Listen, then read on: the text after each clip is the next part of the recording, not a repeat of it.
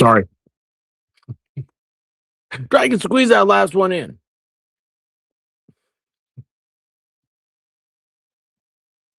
How are you beautiful tubers doing tonight? Hope everything's working.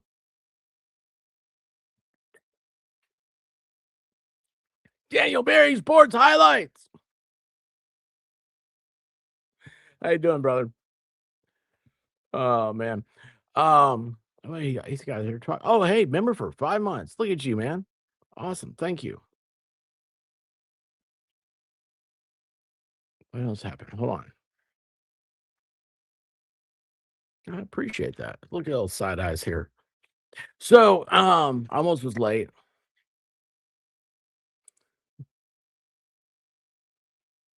I was trying to get stuff done.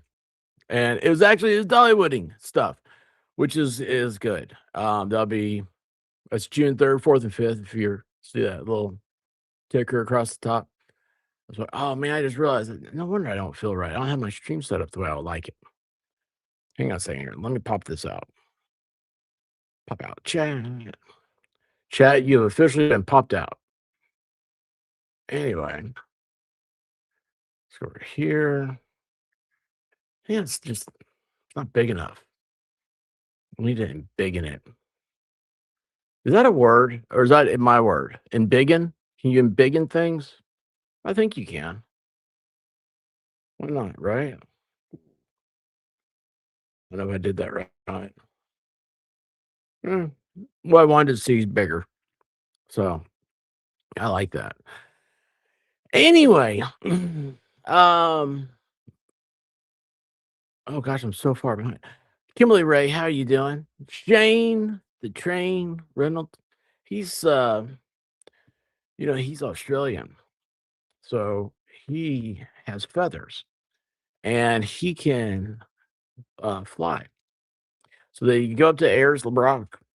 They take a running leap right off and they hit the jet stream just right. He will be here for FNL Dollywood, all the way from Australia. You'll get to meet a real Australian. I mean, think about that. That's better than going to the zoo. How often do they let you pet the animals at the zoo anymore?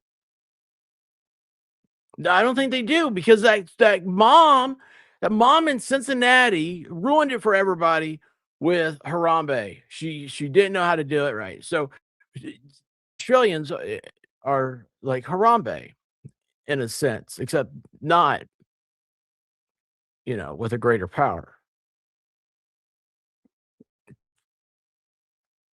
So he'll be here. You have your picture taken. Costs €1, I think. I don't know. J-Man, how you doing? Mitchell, you know what's funny? I like your springtime avatar, right? But I was looking at it over here, it's a little teeny tiny. It's like so tiny over here on the side. Much bigger when I pull up on the screen. So tiny over here. And I kept saying, I was like, why does Mitchell have on a mask where he has a long nose? I thought you were like doing a spy versus spy. If you ever read Mad Magazine, you know what I'm talking about? They don't even have magazines anymore, do they? Excuse me. Diet Coke makes me gassy. But the good kind of gassy. Heather May, how you doing, babe? I'm glad to see you. Courtney, cool kids are here. Boom. Courtney, I think I've asked you before where you had that picture in front of the wings taken. And I want to say it was like something crazy like New Mexico. Don't know why that popped in my mind. Melissa Jane, the one, the only. If I don't get this in a frame, and I have one, I have a frame.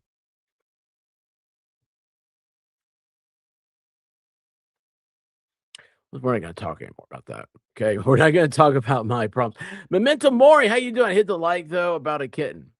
I thought about a kitten. So you know what's funny is that's the best way. So likes really do. People say it doesn't matter how you do likes, right? I notice that it does. I think it does. Maybe it's just my own OCD-ness. I never look really to see how many likes there are. I just know that. I do. I guess I do. I take that back. I do. because you like to see how things work. It just I'm kind of sleep deprived. Let's just go with that. King Bob, how you doing? My favorite online friends. I'm in a lot of pain tonight. Oh no. So I have to pass spend time with y'all. Sorry, hope to spend time. Oh, King Bob, I hate that, man. I hate that. Alicia, how you doing? Then, like, whenever if you ever are sad and Alicia's in the chat, just look at the picture. She's always smiling, always has her hair in a new I'm gonna say you have your hair in a new outfit. Does that trend? Is that right? Get your hair in a new outfit. I don't know what I'm doing. Christine Fortunato, how you doing, babe? It's always great to see you. It's always great to see you. Anyway, guys, yesterday was a wild day. Give you guys a little update. So I woke up, a friend of mine, a 3D person, um, they had a tragedy happen in their family, and very unexpected. And it's here's a little expert part of it. So this friend calls, and I don't pick up the phone because I'm like, oh, they're out there. I know what's happening. If you're calling me this early, you're having fun that I'm not part of, and I can't be part of it. I don't want no. So I was like, I just gotten up really, and I went, I got something to eat and stuff, and came back and called back. And Paul, how you doing? What's going on? And anyway, found out that found out bad news. So I left and spent all day yesterday um, with him and his family, and it's weird, right? So, like, like, how everybody grieves differently and stuff. You don't even realize it's happening until, like, people are like, "Man, you really gotten fat." And I'm like, "Yeah, well, God, man, what happened? I'm eating less than ever, and I thought I was over all that stress and everything, and no." But because the chemicals in your brain and everything, you don't know what's happening. You can't control it, right? And anyway, it was a very weird day for me. And I mean, it was a horrible day for them. Horrible day for them. But it was weird. When I got back, I was so exhausted. It's a different type of exhaustion. And I don't like it. I don't like it at all. So new colors. I love new colors. So anyway, that's what happened. So I wasn't here.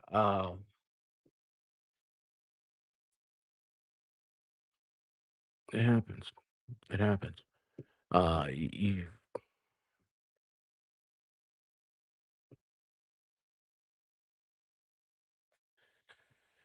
I just hate it. I hate it. So, um, prayers to my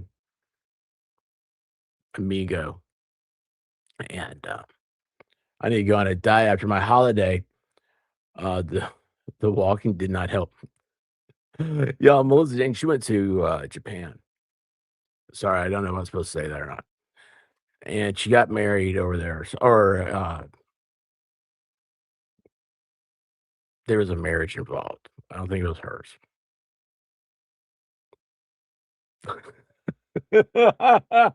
And but anyway, what's great, she knows, like, I love pancakes, right? Pancakes are the superior breakfast food, and or maybe a different type of food, any time of day you can give.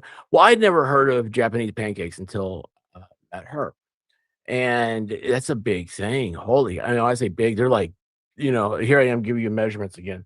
What's a I need to keep a ruler around here. I've never seen them, so I'm guessing. Okay, so that applies, right? They look this thick. Anyway, she sent me a picture of this. It was a dessert. Like it's like 10:30 her time or something like that at night. And this big pancake, and it's got, like, maple vanilla ice cream, she said, and there was something else. It was, God, I forget it what but it's like, they don't serve it well, I actually here was my next my follow-up thing, the way they serve it, 'cause it was like a dessert, right?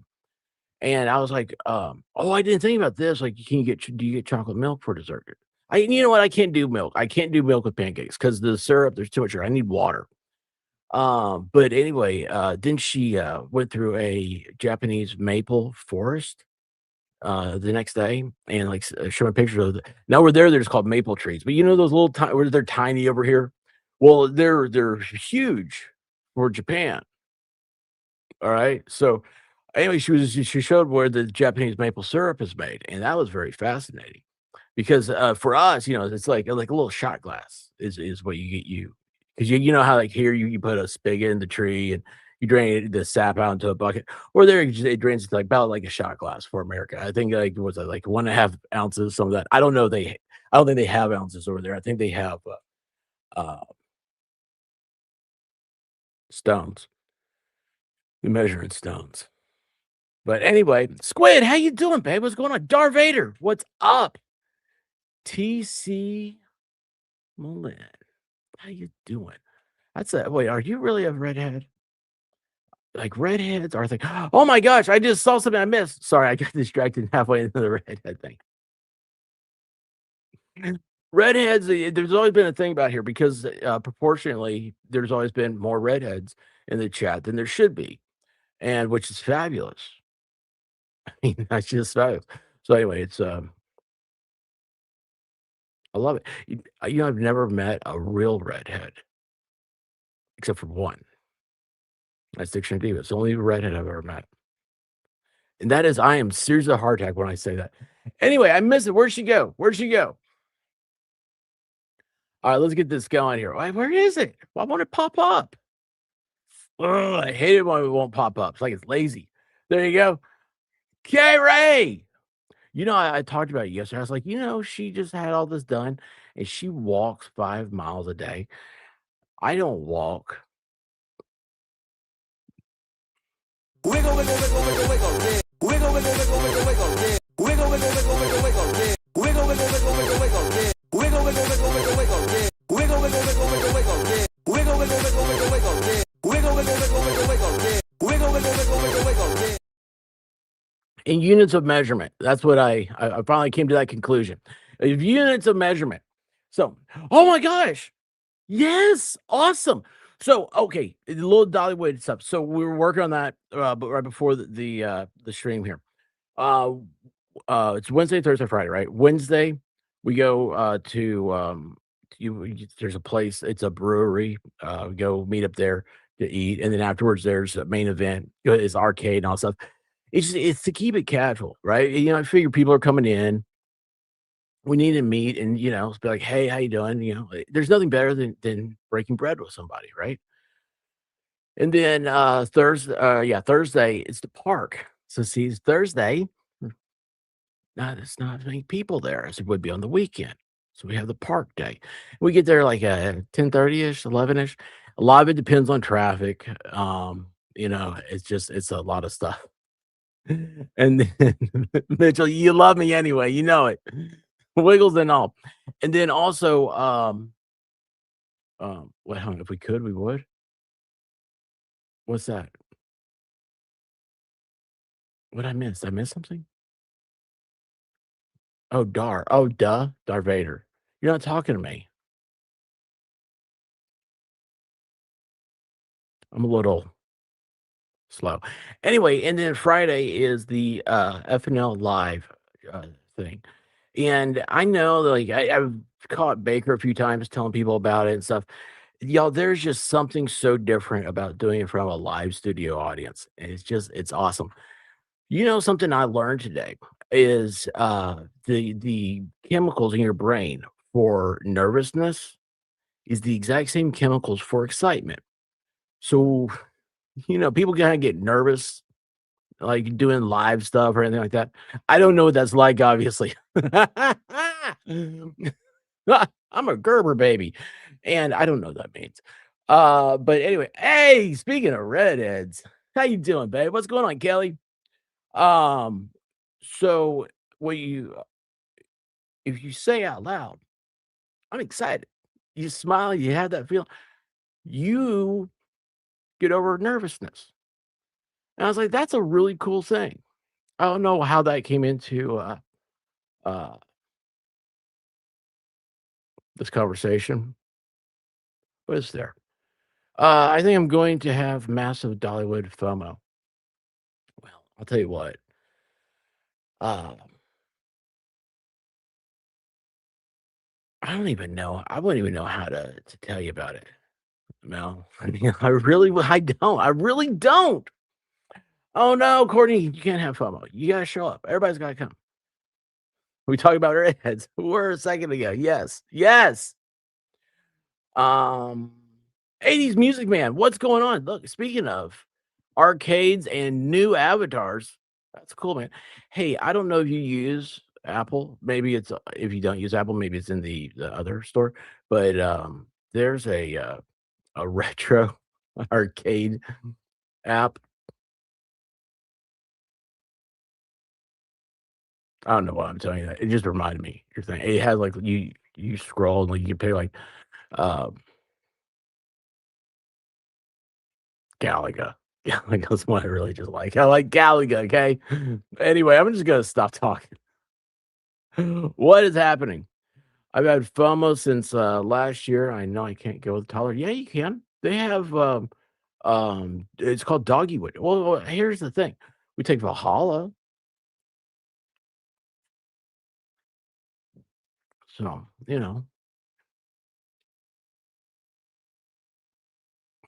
oh, it's gonna be so much fun. But also guys, so I remember now I was telling you guys about yesterday what happened, right? So I want to keep on doing the reading, right? I noticed that Turtleboy, I think last yesterday he read part of it. And a lot of people are picking up on this. I really had a good time with you guys. Was that Monday? Monday. So we're gonna keep on doing this. We're gonna read, we're gonna have a good time, we're gonna do all those cool things.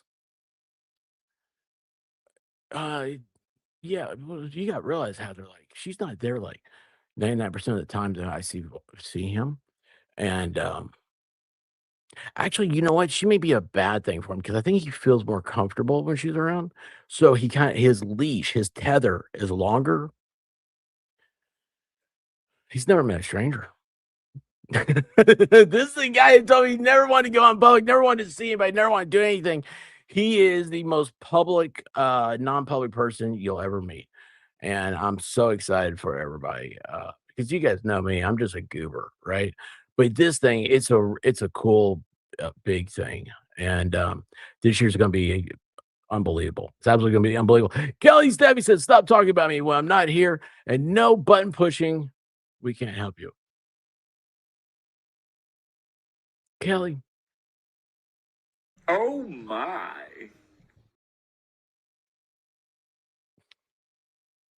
I was given a history, a history of the channel about how redheads have traditionally been higher proportion than they are in real life. It's been like 23. Okay, I'm dyslexic with threes and eights, so it's either 23% or 28% of the audience. Every time I did a poll, and I haven't done one in like a year or so, but it's always been a high redhead collective, and I've never met a redhead in real life besides Dictionary Diva. Wiggle, wiggle, wiggle, wiggle, wiggle, yeah. Wiggle, wiggle, wiggle, wiggle, wiggle, yeah. Wiggle, wiggle, wiggle, wiggle, wiggle, yeah. Wiggle, wiggle, wiggle, wiggle, wiggle, yeah. Wiggle, wiggle, wiggle, wiggle, wiggle, yeah. So you're caught up on it. What happened? Um, wait, your dad was a redhead. You know, redheaded men, I think, get overlooked. You never think about them.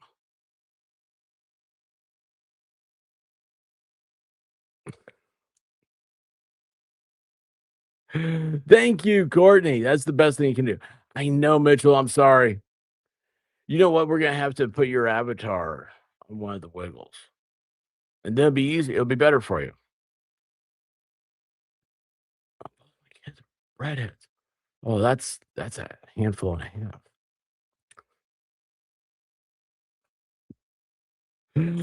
Oh my, genuine. What's up? You can people without having to people, Squid.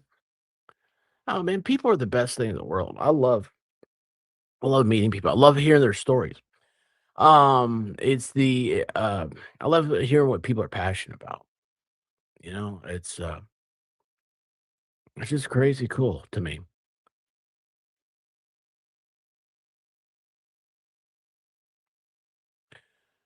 Some people have stories they don't even realize how great it is. You know, it's to them it's just them being themselves. But it's really interesting to me how it's like, it's like one of the questions I always ask, I'm like, how did you find me? How did you find me on the tubes? That always amazes me.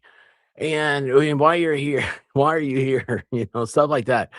And then it goes from there. And it's just like you just, I don't know. It's just, I'd never ask things that don't interest me are like things like uh, how old people are. I don't care about your age as long as you're over 18. This is an 18 plus show. But I don't care about your age. I don't care about uh, what you do for a living. I don't care. I hate that. Yeah, I've met it. I remember the time it really set me off. Yeah, the doctor, and it was some event, political event I was at, and shakes hand, goes, "Hey, I'm Doctor Hauser," whatever. I don't know. And I'm like, "How you doing? If you don't know me, you should." I don't wear a name tag when I go to things. I don't. Isn't that awful? I'm just like, yeah, either they know me or they don't. But come up and say hi. Anyway, he's like, so what do you do? That was the very first question I was like, I do lots of things. Today, you know, I did what my wife told me to do. I had to go. I had to get so many little things I'm not doing well on. I saw you in Broken Baker and I thought you were funny. Hey, let me tell you what, looks aren't everything. Okay. Thank you. But being funny is why I covered up all the mirrors.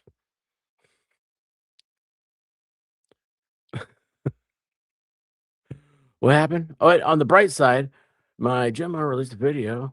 Ooh, ooh. When I just stop reading right there, your mind starts wandering. It's like, oh man, it's YouTube. Release the video.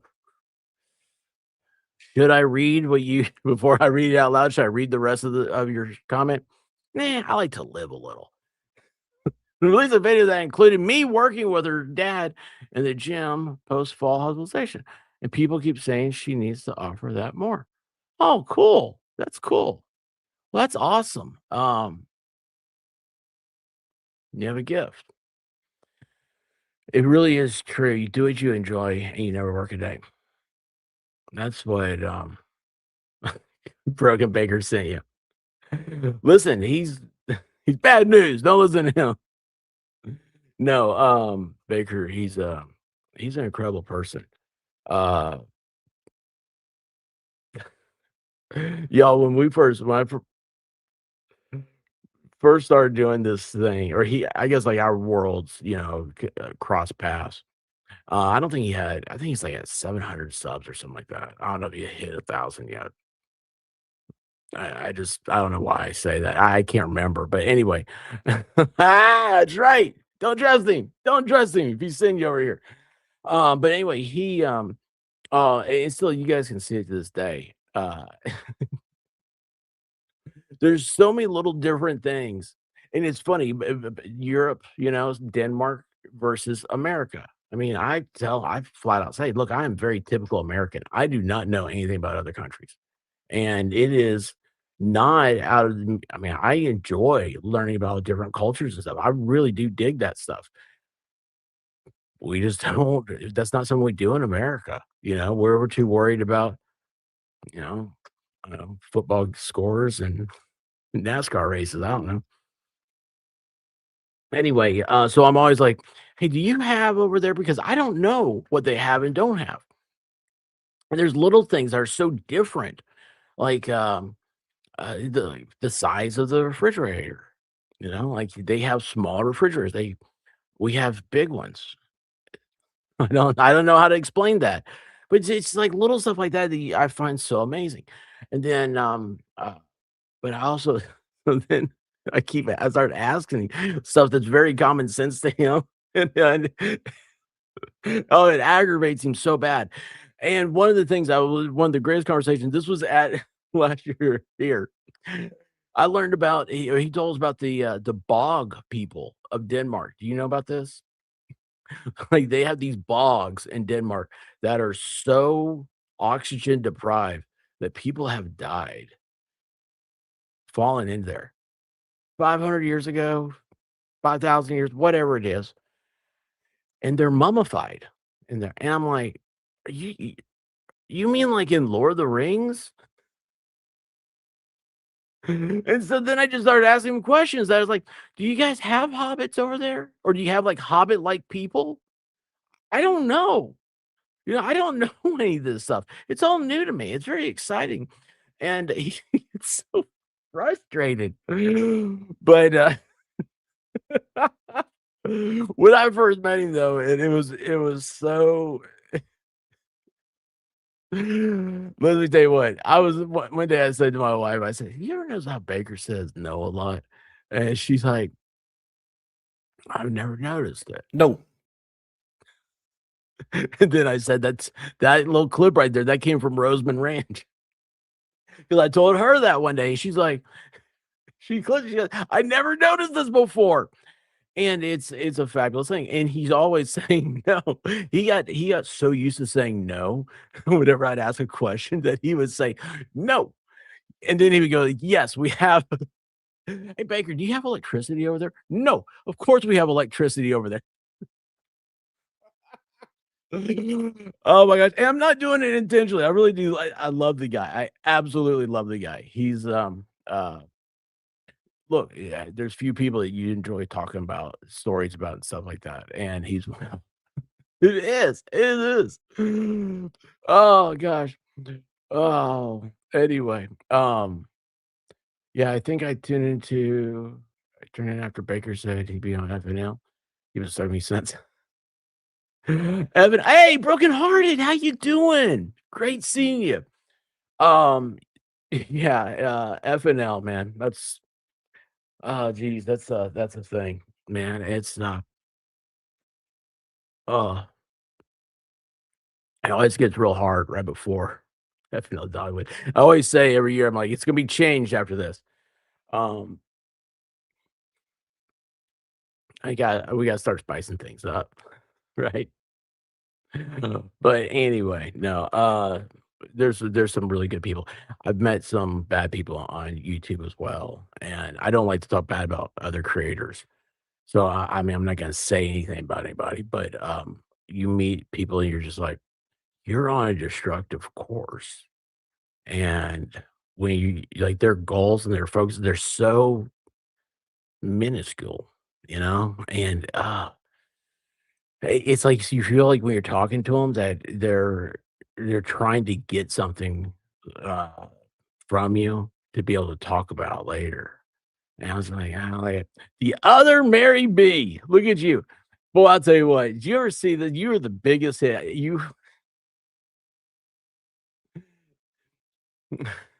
I was a little embarrassed. I was a little embarrassed. But, man, I'll tell you what, I love this. The expert's here. I don't know why it stutters like that on there, but man, I did that the other day, and, Paul's torn. Jeez, he was dying. He's like, "Oh my gosh, where'd you get that? Who is this?" I said, "My friend, the other Mary B." No. Mm, no, I thought about it. I thought about lots of I wasn't on the anything yesterday. Yeah. No, no, listen, I love you. I think you're great. Oh, that's right. I messaged you on Twitter, didn't I? I might be doing that again. Um, just cracks you up.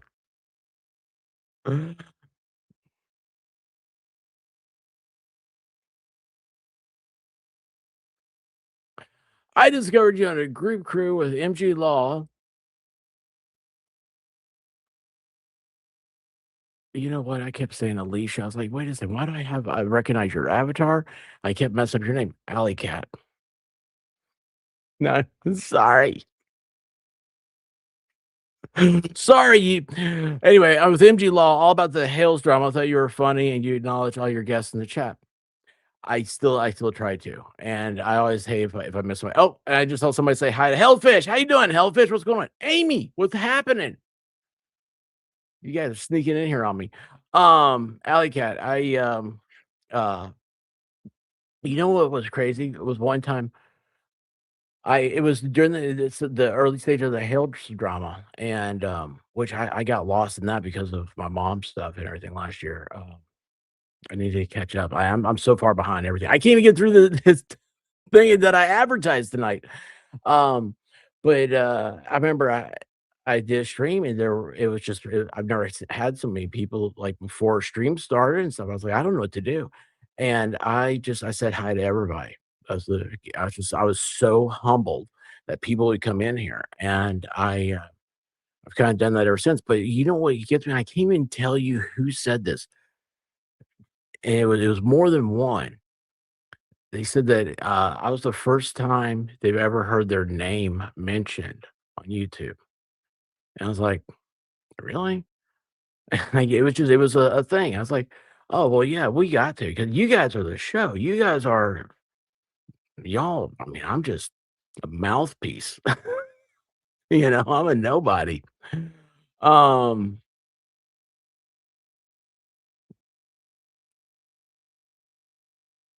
it's been interesting the last 48 hours. Tell me about it. It's been in my world too. Oh my gosh, I can't.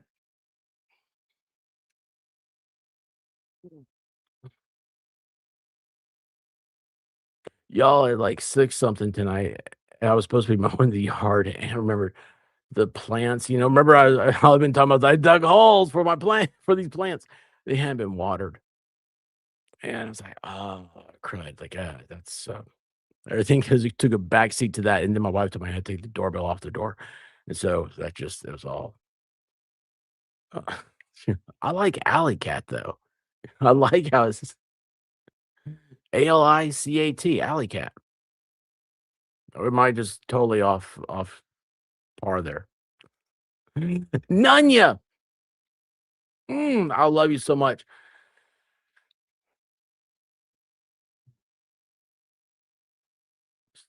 Still haven't made that video.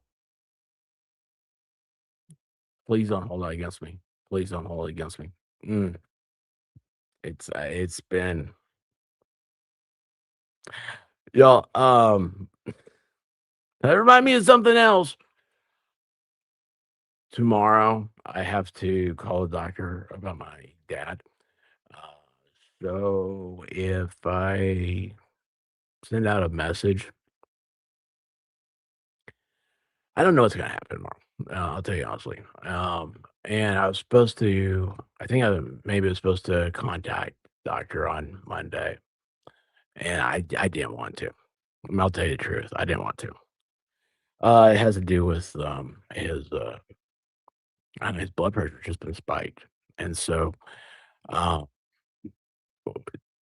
went to the doctor last week and said, keep up with it for a week and then call me and let me know the results. I'll be making that call tomorrow. Um, mm,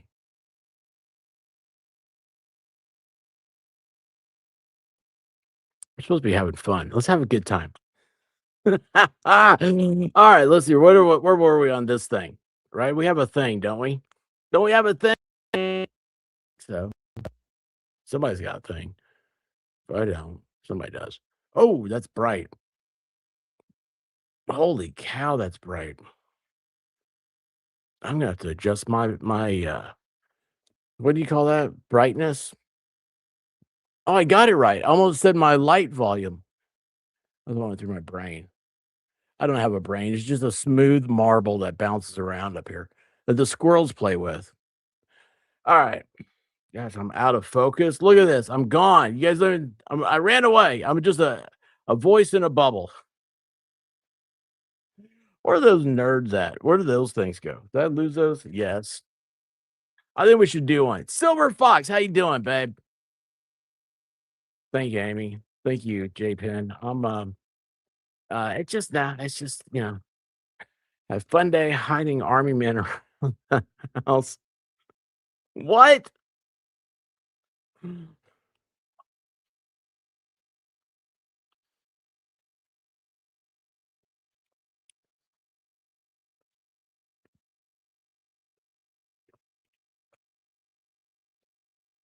Hellfish, you're awesome. Wait, hold on. Wait, dude. Nerds on rope is such a clutch invention. That's what these little gummy nerds, they're nerds on a rope. They've been cut and more nerds added to them. That's why I love these things. So nerds on rope, man. I ate so many of those things on things. I was getting them at Sam's Club. I was getting them wholesale.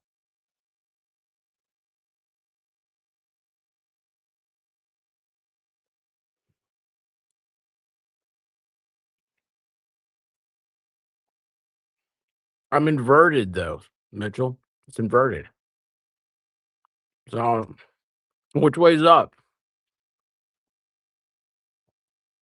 I'm not in a plane. I'm in a rocket.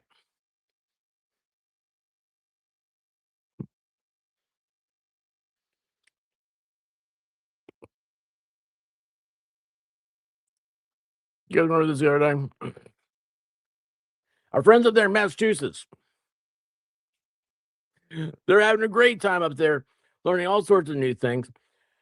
I saw where somebody, hey, I did see this though, y'all. I saw where somebody was talking about the anti-slap stuff, and they went over like somebody got denied. I forget what it was, who it was, or anything right now.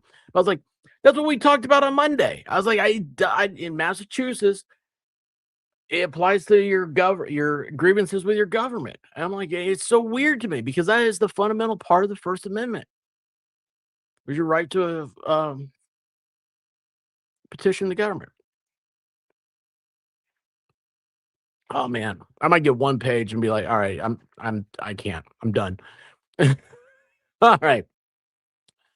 So did I get through this? On this is page 15. I think we got through 14 pages last time. We may get through 5. We're gonna have a good time. I gotta end this thing on a high note, y'all. It's gotta be we gotta have a good time. On July 23, Turtleboy, there you go, Genuine. Did I get it right? Turtleboy met with Reed and Jackson again in person. The purpose of this meeting was for Reed, Jackson, and Turtleboy to meet on national. Oh, wait, we read that. The rolling rally. The next day, he posted the weekend live. Oh, yeah, that's it. With Jim McCabe, killed your son. She effing killed him. By the way, this is okay. There's a couple things. Crud. Okay, hang on, real quick. Business thing right here. So, YouTube has a new AI thing that's striking me things, right?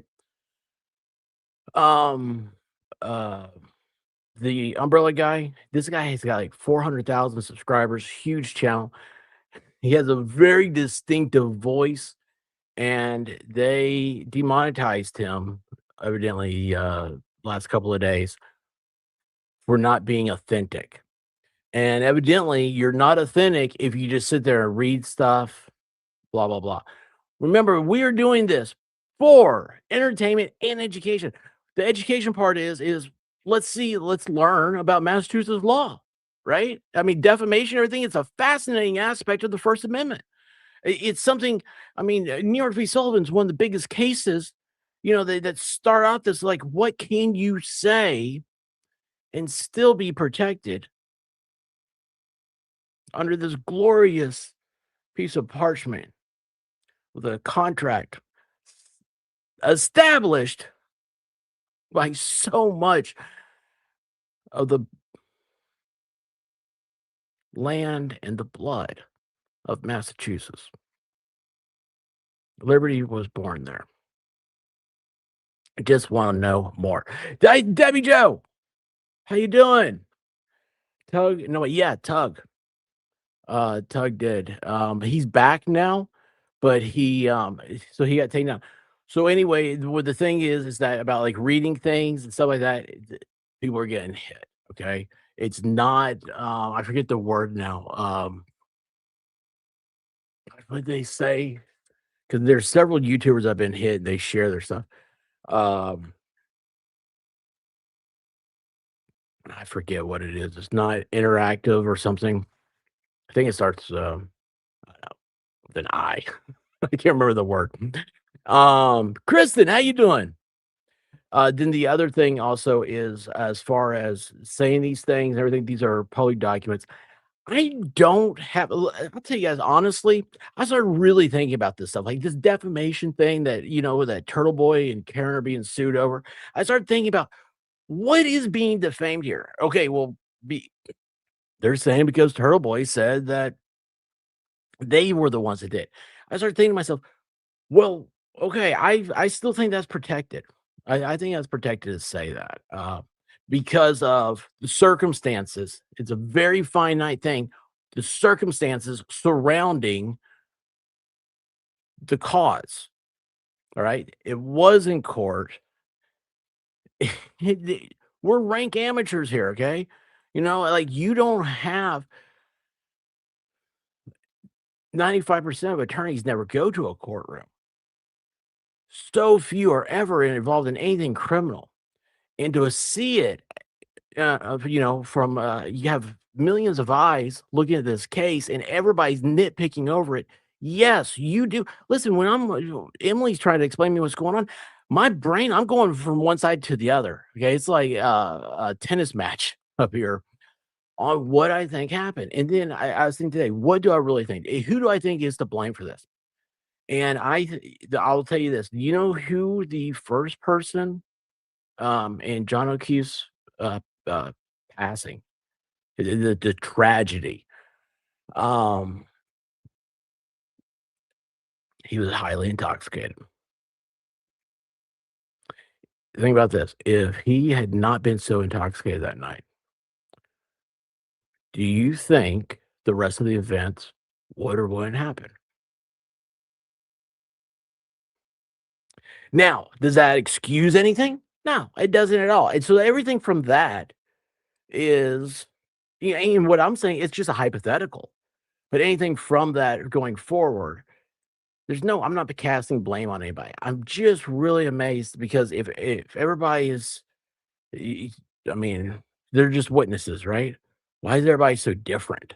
And why does it feel like it's the same, but when they're questioned, they can't keep it the same? I don't know.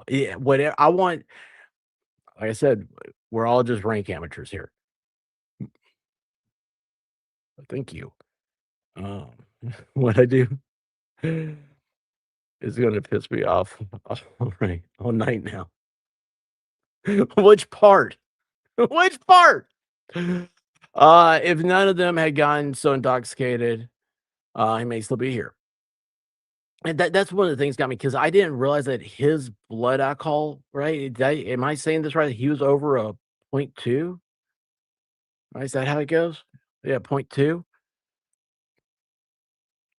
Jenny, how you doing? Thinking about a puppy? Okay, I'm listening. Awesome. Jenny, that's a great uh, avatar you got there. I like. Look, there's a lot of thought into this. It looks like you're in your car, but you had a good look, right? You got it looks probably like some new sunglasses because those are cool, right? Hey, sunglass fan. I like the tilt on that. I like weird stuff. Not that it's weird. I like it. Just it's weird when it strikes my eye. Jenny, I'm glad you're thinking about puppies. We all need to think about puppies. I think that's what we're gonna do. We're gonna get through this, and we're gonna think about puppies. Colleen, how you doing? Colleen, hey, and there's Tammy. I'm gonna say it again. Sorry. Oh, but yeah, just if and that's the thing. You know, oh, it's closer to a 0.3. That's crazy. That's crazy. I didn't realize that. So just that's the thing. It's like, oh, there's a lot of people out there now making accusory statements to other people and stuff. It's like, well, look, let's just face the fact. Let's go back to the very first person. Hey, how about this one? We don't know. When did Karen get intoxicated? Because she could have, after she got back, been intoxicated. She wasn't tried for that. Maybe that's out there and I don't know it. Emily's got a lot of work to do. Actually, I don't know if Emily, she probably hates me by now. Someone probably say, "Do you realize what an idiot he is?" And she's like, "Huh, I never thought about it." All right, let's get back into this. All right. So we had nothing but love here and public documents. Love and public documents. Boom. On August 9th, 23, Turtleboy published part 96 of his Ken cover-up series. He began the blog post by explaining the movement for justice for John O'Keefe and Karen Reed continues to grow day by day. Although Turtleboy was the first media outlet to really dig deep into the story, it has taken on a life of its own, independent of our award-winning journalism. Oh, sorry, that's still from his blog. Holy cow, I thought they put that in there as their opinion. The Facebook group dedicated to discussion of this topic was nearly 20,000 members and is one of the more active groups you'll see on the platform. In this post, Turtleboy bragged about the fact that he was able to amass his followers with well over 100 cars and at least 200 to 300 people scattered everywhere in front of the McCabe home. He included pictures of himself wearing a Free Karen Reed t-shirt next to someone wearing a t-shirt sold by Turtleboy. Turtleboy lambasted the Canton police chief by stating, "It's disgusting and pathetic that this public official is treating a cop killer like the victim of a crime. This is the problem. The McCabes and Alberts were treated as royalty in this town, and they know that the police will go out of their way to protect them. This is why they felt so emboldened to kill a man, frame a woman, and think they could get away with it," Turtleboy said. "It's painfully obvious to anyone with a brain that the McCabes and Alberts murdered John O'Keefe." Wow. Like, so here's the I didn't see this or read or anything else. And learning more about Turtleboy, it's this to me doesn't do justice without context. You have to see him and know him. It's he's a showman. If you take any one line out of there, out of the show, you could say anything. Squid, love you, babe. Sweet dreams. If anyone can teach you, it's Emily. I just, she's the best. I don't know why. I don't know why she'd want to. Karen was charged for being intoxicated. She ended up being found guilty of drunk driving trial too. Okay, I know that, but what was in the trial? Did they? It doesn't seem like that was something that was focused on. I mean, DUI law. So DUI law is an entirely separate thing, right? And I mean, it was based off of a test hours later. It's there's no probable cause to pull her over for a DUI because she wasn't pulled over for a DUI. Okay. On September 5th, Turtleboy directed remarks in a YouTube video towards Chris Albert, the father of Colin Albert. He bragged, He bragged. I go down to your pizza shop and I stand out there for an hour and I yell stuff about your son. I just yell stuff all over your shop. Chris, I go down there and I poop all over him and I accuse him of some of the most heinous things possible and I affect business. People don't want to go into your business because of the things I'm saying. I'm telling cars going by what your family did and what you're being accused of and what you've done to cover up the thing, what a scumbag you are, and how you don't pay your bills. So, see, that's I don't like this last part here and how you don't pay your bills. Like, I would like to see the full context of that. But here's something else I have. So September of 23, this is 26. Is there a statute of limitations in there for anything? Yeah, I don't know if Massachusetts even has that. By early September, Reed's team was concerned that the police were potentially going to charge Turtleboy with witness harassment. If that were to happen, Reed's counsel Yannetti expressed concern to Turtleboy that if that happens, then a judge prohibits you from having contact with witnesses. This prospect concerned Reed, Yannetti, and Jackson since they feared silencing Turtleboy would impact the defendant's campaign against the plaintiffs. Proof? On September 9th, 23, Yannetti messaged Turtleboy regarding the plaintiff, stating, these bastards deserve all the scorn we're giving them. With Turtleboy silenced the scorn. With Turtleboy silenced the scorn. Oh, with right? Hold on, am I reading that right? Reading to incite might diminish. Oh, I'm sorry, I didn't read that right. So with Turtleboy silence. So this is opinion though. Was him silenced, the scorn she intended to incite might diminish. In addition, using Turtleboy as a tool to seed the public discourse with defamatory material, Reed, through her counsel, also hired a private investigator, Sarah Ness. Ness had previously worked with Jackson in connection with his representation of disgraced sex offender Harvey Weinstein and deployed in that case to discredit victims of Weinstein's crimes. Did Alan Jackson, did he defend Harvey? On September 17th, at the direction of Harvey was in New York, is where he got tried. Did the Los Angeles trial ever happen? At the direction of Reed and Jackson, Ness visited the home of Higgins, Higgy Bear. Reed and Jackson directed Ness to question Higgins and other witnesses using tactics similar to those used against victims and witnesses in the Weinstein criminal trial. Like, I don't know anything about that trial. It doesn't mean anything to me.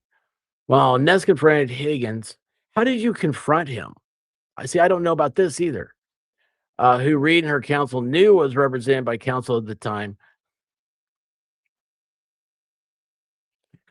Reed and her counsel watched from a blacked out SUV with Reed texting Turtleboy in real time about Ness's efforts. Sorry, in the car, the lawyers stirring stuff up again. How did these connect? How do they know this connects? Does anybody know that? Wait, Lefty's here? Lefty from the great Northern Plains, New Mexico. Lefty Lulz, ladies and gentlemen. Lefty has a golfing channel where he's got it's unbelievable how successful it is. What you may not know about Lefty is that he got that name because he plays golf left-handed, but he's actually right-handed. And where he got his claim to fame was on the last hole. He's playing in a tournament, and the last hole he switched to being right-handed, threw everybody off. They weren't expecting him to, and he ended up winning the tournament. I think the prize was like $500,000. It's crazy. It really launched him. The guy's amazing. Everything he touches is amazing. Oh, he did defend Harvey. Oh, that's crazy. Yeah. See, okay, look, that's oh wait, hold on. I'm grabbing nerds I don't need. So see, I think that's crazy, like not like in a bad way, because I think that's just it's I find that interesting. I'm not defending Harvey or anything else, or I don't care. Everybody deserves representation, but I think that's just amazing.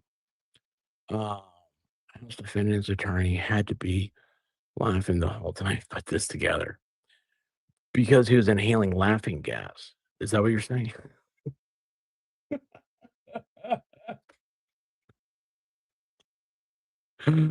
Oh, this is far-fetched. Paging Emily, help. Mitchell, you're supposed to know all this. You live there.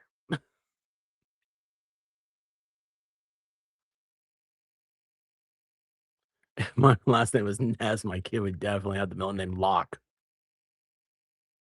Love it. Love it. I think they're throwing everything they can out there to see what sticks to the wall. Yeah.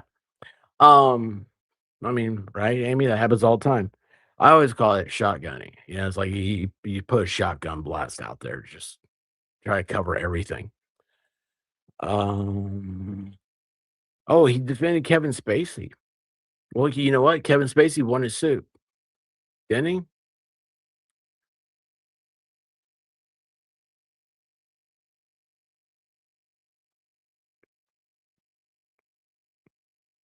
We were just talking about Kevin Spacey and Harvey Weinstein.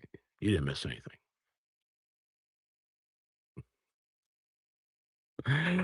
No, you don't get to do that. You can't blame. You can't make her do your work. Mitchell. Oh my gosh. Shotgunning definitely has a different meaning for me. Well, where'd it go? You know what it means here, I think. Shotgun, you say?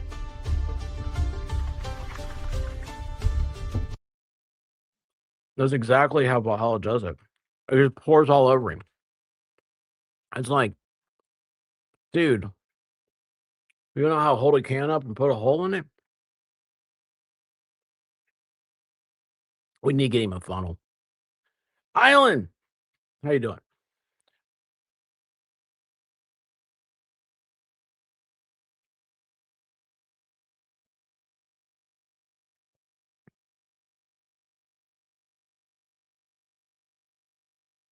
Don't see that much of what they say. Supports their connection.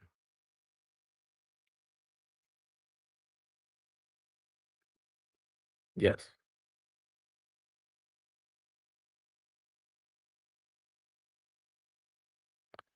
What? The handle moves. Well, it's a built-in wiggle. Seeing what sticks. Yeah. You put everything out there. If you're doing a suit, you everything in the kitchen sink. I mean, we got to lose, right? Um, when Higgy Bear, it's not defamatory. I really want Higgy Bear to stick. I think this guy. Let me tell you what. If this guy's looking for love in all the wrong places, if he went by the name Higgy Bear, he should change it legally. I mean, there's two things that could happen. One, women would gush over the name because, like, you're thinking, like, oh man, it's like a teddy bear. Like, I see that in him. He's a big protective teddy bear, federal agent. You know, big guy. Keep him warm. He'd be great in the Arctic, and but then the other thing, he might also be really successful in the furry realm. But hey, I'm not. Who am I to judge, right?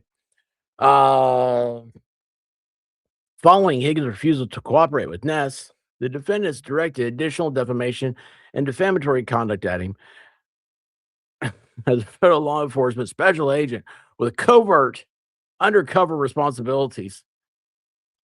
Higgins suffered profound damage to his career as a result of the defendant's false and widely publicized statements that Higgins was involved in accused murder. In addition, due to Reed's and Kearney's defamation. Oh, sorry, Turtleboy. See, I did it wrong. Genuine. Kearney, I know how to say it. We go by Turtleboy here because I can't say it. Defamation, individuals have traveled to Higgins' residence for the purpose of taking photographs and videos. You guys seen the what is it? Breaking Bad house? They're like the woman that owns it. It's like the nicest woman you'd ever meet in the world until after the show's over, like people just started flocking to New Mexico to go see that house. And they throw pizza on her roof all the time and stuff. And so now she has gates up and she comes out and she sprays people with garden hose. Well, I was thinking, I was like, you know, could you imagine? He's like, oh man, well, let's go to Higgy Bears. Let's see if we can get our picture taken with him. Oh. Higgy is being surveilled, and individuals inspired by Reed's and Turtleboy's defamation campaign have trespassed and vandalized his property. Turtleboy himself has personally harassed Higgins by visiting Higgins' residence on multiple occasions for the purpose of confronting him and generating content to be published on platforms Turtleboy controls. On September 19th of 23, Turtleboy hosted his weekday live show. In his show, Turtleboy stated that I'm saying right now is not what I'm saying right now is not. I'm not saying this is a matter of opinion. I'm saying this is a matter of fact that Jim McCabe participated in killing and planning to kill and cover up the murder of John O'Keefe. I'm saying that this is my opinion. That I'm saying that is not my opinion. This is fact. Now, before we go further, I don't know if he said that or not. Okay. So that's my little caveat right there. If anything, if this gets pulled up in AI or something, I'm not saying that, right? Just reading the document. I don't know if he said that. Assume it is because you assume that everything being filed in court is a true representation of the facts, but whether or not it is, oh, he was there once. Okay, so see, there you go.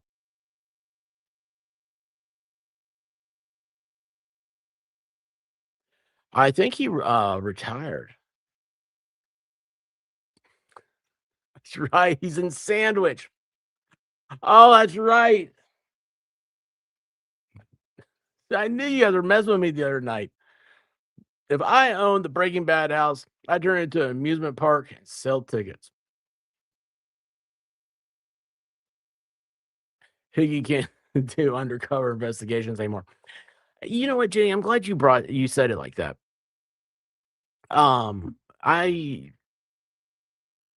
had the pleasure of being on the right side of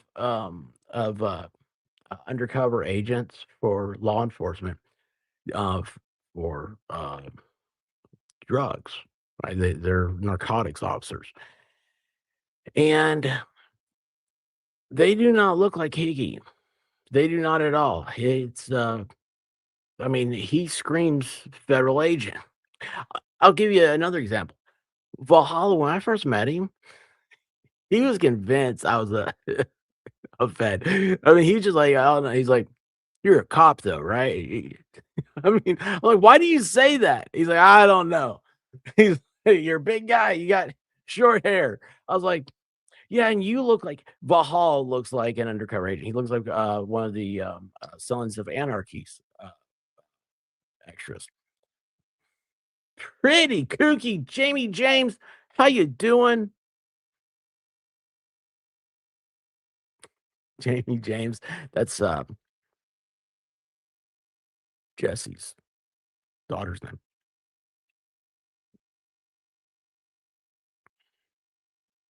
right?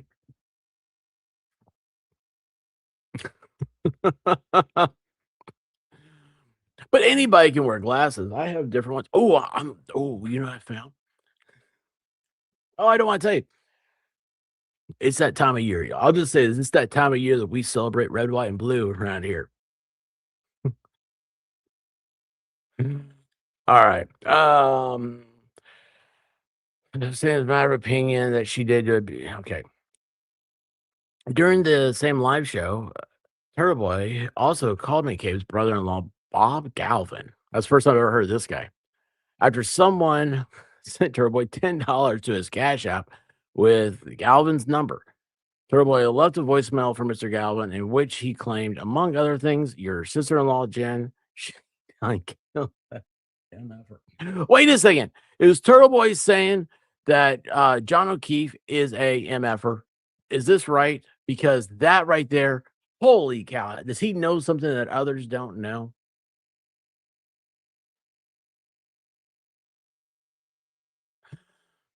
I'm making light of the totality of the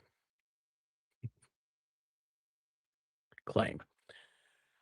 Thrilled by the level of exposure and overall impact that Turtleboy's publications were having on Reed's defamation campaign, Reed messaged Turtleboy through Signal on September 29th, stating, "Look at what you've done to their reputations and to my jury pool."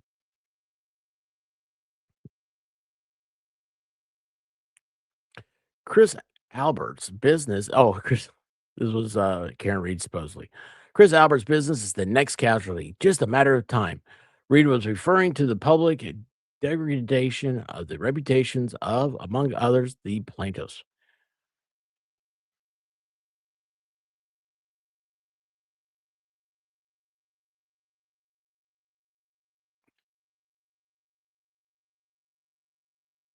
So what was it?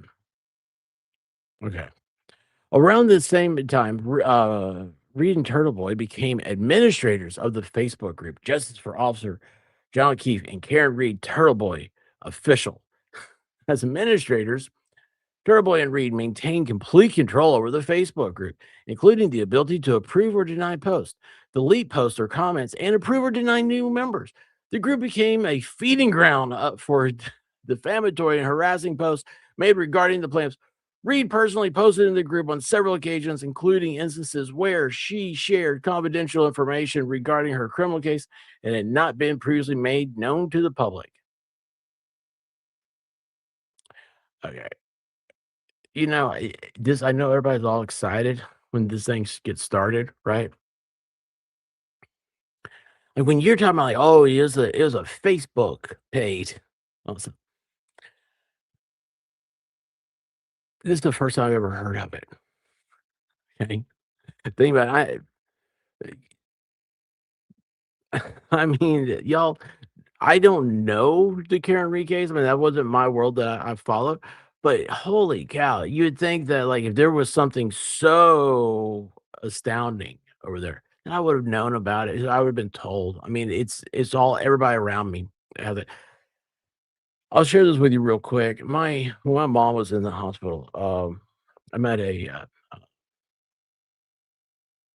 respiratory nurse, amazing, amazing woman.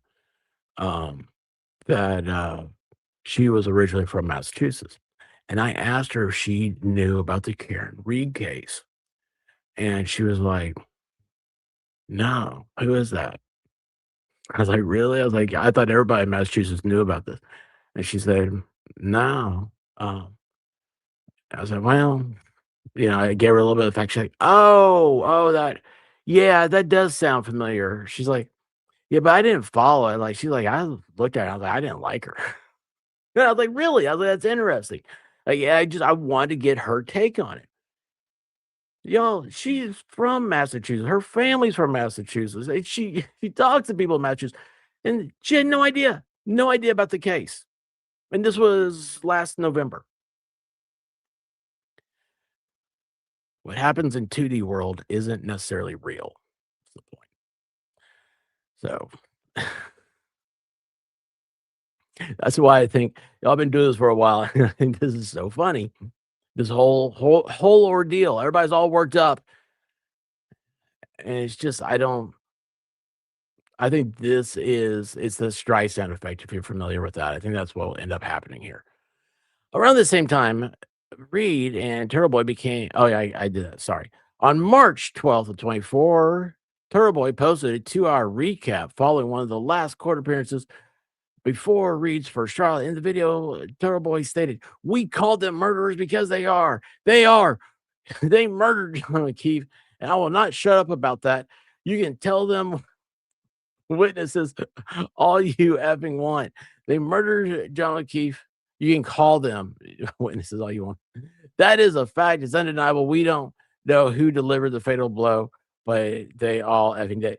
Now, before in this document, it was Jim McCabe did it. Remember that Turtleboy said she did it. Now it's all of them, and we don't know who exactly, but it was all of them were involved in it. So in this filing, they're already starting to show patterns of Turtleboy saying exasperated things because of drama sells. It's content. It's the nature of the beast. It's the National Enquirer, TMZ. Turtleboy attempted to justify his harassment and defamation of the plaintiffs by claiming that they deserved it. For example, Turtleboy admitted that he harassed McCabe at her daughter's lacrosse game and attempted to justify that conduct as follows. Well, guess what? Jennifer McCabe murdered a Boston police officer. She doesn't have a right to not be asked questions in public about that. You murder someone, you don't get to just walk around like none of this happened. Before launching the defamation campaign with Read against the plaintiffs, Turtleboy's YouTube channel only had 25,000 subscribers. Before the first trial, Turtleboy's followers had ballooned to 70,000 YouTube subscribers. The profit model. Yes. Section C, the profit model. Here's where we get into the meat and potatoes of everything. Jenny Lynn, how you doing? Don't know you, but nice to meet you. Jenny, how are you? I'm just a dude wearing sunglasses, having fun. How are you doing? Wait. Deborah, how are you? They're townies. This is their whole world.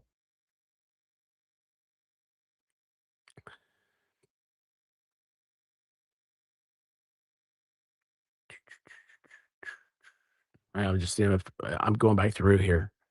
I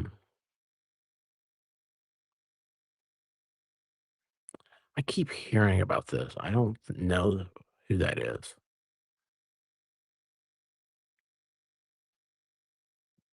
What I do? Well, I wish I'd have seen this when I said it. What'd I say? What'd I say?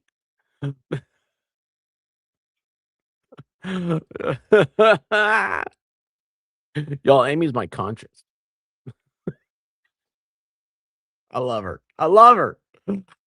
Oh,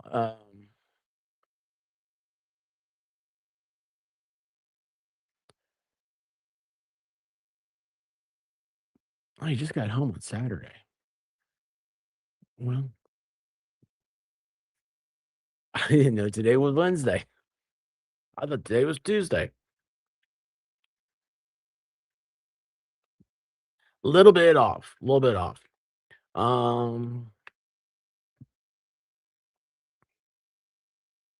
Awesome. Awesome. Jenny, are you coming to FNL Dollywood? You just got it. All right, I will leave you guys alone. Wait, I'm a good way to relax. Well, I pulled this up because I thought you said a good waste.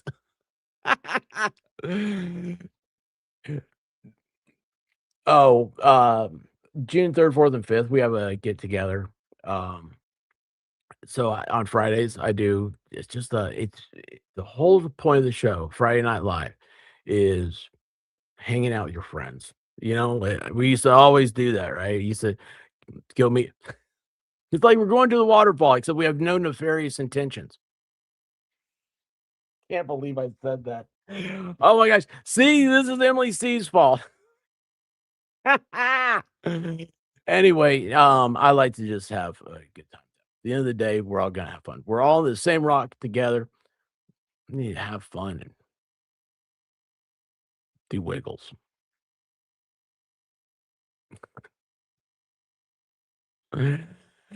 Turtleboy holds himself as a trusted reporter, regularly referring to himself as an award-winning journalist and a truth teller, when in fact he is nothing more than a willing purveyor of and vessel for defamatory material that Reed fed him to publish for her own selfish purposes.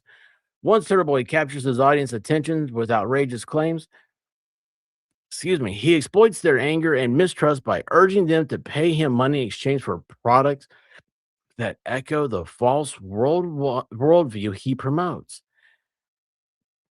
Oh, let's see here. Okay, so I need to learn how to do this. Okay, so I need to capture your audience with outrageous claims and then exploit your anger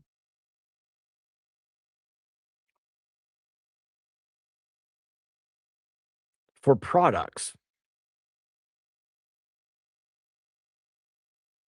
I'm still lost. I don't know how to do that.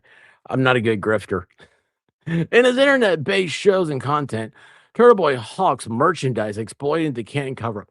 Y'all, let me tell you what, merchandise, I don't know what he's doing to make a lot of money on merchandise, but man, I don't have any my merchandise. I haven't updated it forever. I really have to do that. Well, I like to keep saying that. Um, uh, I have it like it's like 19 cents for a shirt is the profit because it's as low as it can go. I'm just amazed somebody would wear something, and it with Turtleboy, if his audience is in a very small area, he's a hometown celebrity. I mean, man, I'd love if everybody in town was wearing expert t-shirts. That's why, I mean, you keep it low. I can't imagine he's getting wealthy off of merch. I know pro wrestlers do. Don't ask me why I know all this stuff. This is stupid stuff. Pro wrestlers do, but they also charge like $50 a t-shirt. Um, in his internet-based shows, he hawks merchandise exploiting the Canton cover-up, his dishonest characterization of events, a Boston cop possibly being involved in murdering another cop, followed by an elaborate cover-up designed to frame the murdered cop's girlfriend. Look at this. See, they're already going back again. Now it is a Boston cop possibly being involved. I mean, it goes both ways here. Um, a design featuring a Massachusetts license plate with the word framed as a number and a t-shirt featuring the text of a Google search that Turtleboy has repeatedly lied about, to name just a few. Who's long to die in the cold? Turtleboy consistently hustles his followers to donate directly to him on his homepage and his post. His YouTube features a defense fund where followers continue to send him money in the pursuit of defending free speech. And during his live streams, he shares the names and messages of people who donate to him directly while watching his content. For example, during one live stream, he listed that Stephanie sends $10 and says, Brian Higgins, car front a mailbox. How does that work? Help. Thank you very much, Stephanie. Jim Ferris Bueller. $5 and says, hey, Liberace, that shirt's going to irritate your nips. What does that have to do with anything with the defamation case? Jim Ferris Bueller. Bueller. Hey, Liberace, that shirt's going to irritate your nips. What does that have to do with this defamation case? Can somebody tell me that one? Really? I'm sorry. That's we're gonna have to forget about that. Okay? We're gonna have a good time. That's the best medicine. It's the best medicine. No, it's horrible merch. Jenny, it's horrible merch. I've got to update it. I've got to update it. Oh, you have a frame shirt and coffee mug. It sounds like a good design. Oh,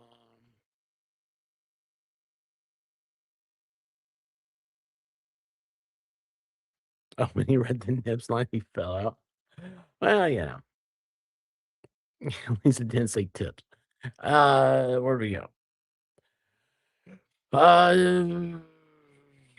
Bueller, where's the Bueller one?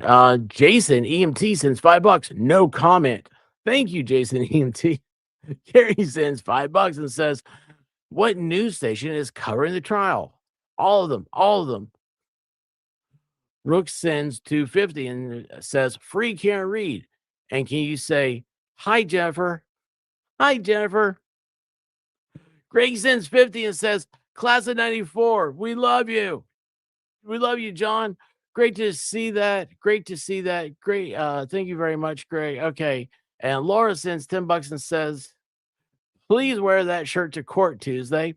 After personally recognizing his followers, Kearney goes on to direct his other followers to donate to him at the link on his website or through the Cash App. Wow. They're suing you for on how you YouTube. Oh my gosh. Guys. Shocking. It's funny. As you grow as a creator, like I remember the first time people were like, "I can't believe you have ads on." I was like, "Well, YouTube puts the ads in because YouTube has to make money.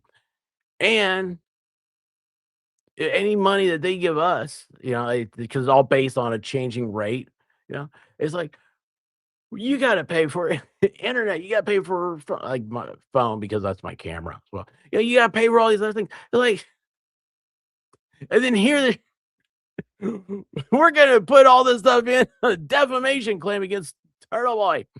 Oh my gosh, the Melissa Jane. My face might need some wiggles. Oh, she's our wiggle queen, our Aussie, almost said aviator. Are you our Aussie aviator? That sounds good to me. Wiggle, wiggle, wiggle, wiggle, wiggle, yeah. Wiggle, wiggle, wiggle, wiggle, wiggle, yeah. Wiggle, wiggle, wiggle, wiggle, wiggle, yeah. Wiggle, wiggle, wiggle, wiggle, wiggle, yeah. Wiggle, wiggle, wiggle, wiggle, wiggle, yeah. Wiggle, wiggle, wiggle, wiggle, wiggle, yeah. Wiggle, wiggle, wiggle, wiggle, wiggle, yeah. Wiggle, wiggle, wiggle, wiggle, wiggle, yeah. You keep using that word. I do not think it means what you think it means. Wiggle, wiggle, wiggle, wiggle, wiggle, yeah. Wiggle, wiggle, wiggle, wiggle, wiggle, yeah. Wiggle, wiggle, wiggle, wiggle, wiggle, yeah.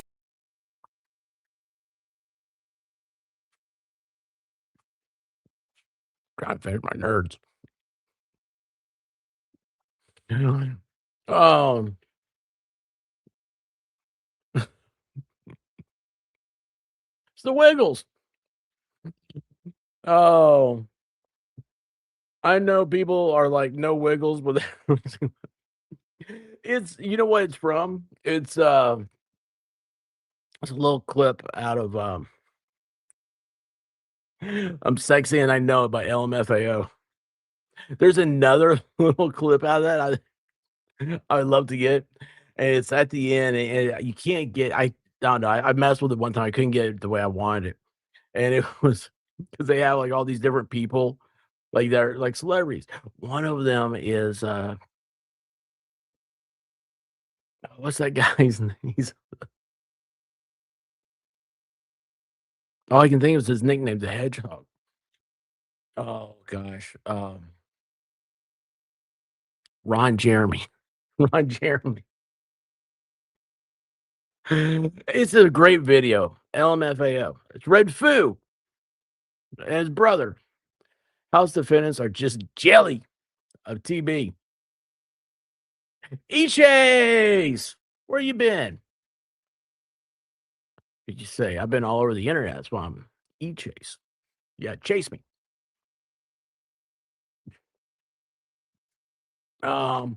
Wiggles are giving me brain damage.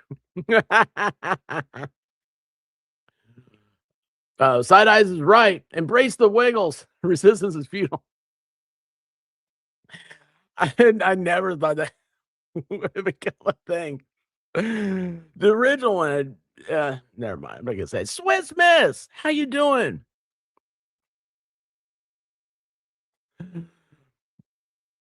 As much as we love Swiss Miss, if you take, I think it's 3 Lindt chocolate balls. You know what I'm talking about? They call them truffles. I don't know what a truffle is. I thought a truffle was a mushroom, but the 3 of those chocolate Lindt balls, and you put them in a cup of milk. You heat that milk up to just warm enough to melt that chocolate. Oh, that makes some good. That makes some good cocoa. But we love Swiss Miss. Swiss Miss comes with their own marshmallows. All right, how do I where was I? Hey, thanks guys for putting up with me. You guys have done your you guys are doing your saintly duties. Turtleboy's followers, where'd you go? Turtleboy's followers buy subscriptions, donate to him, purchase his merchandise, and continue to visit his website and YouTube page, all of which boost his attractiveness to advertisers. Oh my gosh! Oh my gosh! It's so I don't know where they come up with all this, but okay.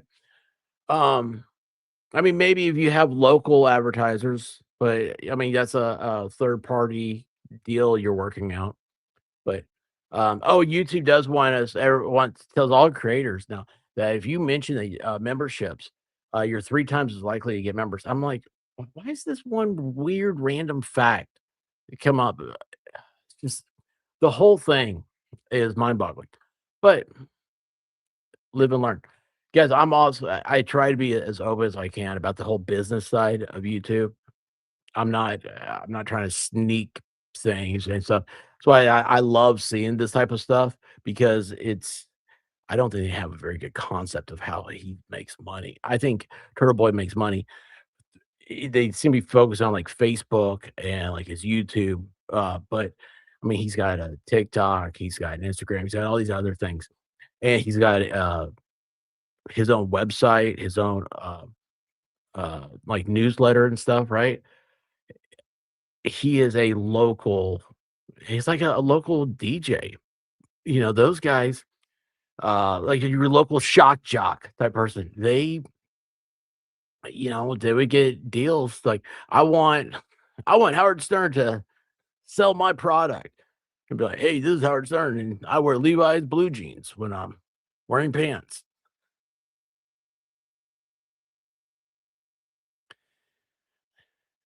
For most people, I mean, you really have to work at that stuff. That's I mean, I don't know how people could do all that. I don't know any creator who does the type of stuff that they're claiming Turtle Boy does. I think what they're trying to do is try to get to discovery and try to see how much money he makes and try to exploit that a little. You know, it's be like, "Oh, look, he's just ripping you off." Um, Turtle Boy has estimated his monthly income to be $45,000 to $50,000, which he attributes to his defamatory discussions of the Reed case. Turtle Boy publicly defends his corrupt business model. So here's what's going to happen. See, okay, I've not read this, and the very next sentence, they're going to try to see if he really makes that much money a month, and when he comes back that he makes 4 to 5,000, maybe 1/10, right? Or whatever it is of the claim, they're gonna say like, "Oh, look, see, he's not that successful. He's been lying to you guys. He's not a big." I I I don't know. I don't know if that would happen or not. I could see that happening, or I could see that being the point behind this suit. I mean, they obviously want some type of retaliatory claim against him. What is this feasible retaliatory claim against Turtle Boy and Karen Reed? Turtle Boy publicly defends his defends this. There we go. This corrupt business model. How's it corrupt? Is capitalism corrupt in Massachusetts? By explaining, well, it's capital. I swear to you, I've not read this. I have not read this now. I've not read this before. I didn't even read this next sentence. Well, it's capitalism. If he creates a service and people think it's worth giving their hard-earned money to, that's capitalism. That's their choice. He claims that people want to give him money. People want to buy Turtle Club subscriptions. People want to buy stuff from the store. In coordination with Reed and at her behest, Turtle Boy spread elaborate and false narratives about the plaintiffs because doing so attracted attention, personal notoriety, and a buying audience. He deliberately stoked social anxiety and political discord in his listeners because distrust in government and cultural tribalism. I hate this word, tribalism. And you know what? Every time I hear it, I think about a tribal tattoo. Tribalism motivates those listeners to buy his products. So you can't be a fan of a team because that would be a corrupt business model. Oh no, look at them. They're wearing a New England Patriots jersey. How dare they? Oh man, there's trouble herself right there. Please tell me you are still going to be doing this then. Yeah. I don't know what I'm doing now. So, yes. Do you want to come on and correct me? Because that's 100% fair deal. I'd say fair deal. I told Emily one time, I was like, look, anytime you want to come and harass me, you're more than welcome. That makes sense. My wife hates when I say that. I say it because it doesn't make sense to me. So I ask people, I'm like, does that make sense what I just said? Because I'm not so sure I understand the words that are coming out of my mouth. Yeah, be careful driving. That's for sure. Start asking us questions. We need to fill 25 minutes. Courtney from Florida. How you doing? How's Aldi's? There's however you say Aldi or Aldi, one of those two is how Brooke and Baker hates it. And so I always try to say, it doesn't matter in America. We can say it, we can call it, that store.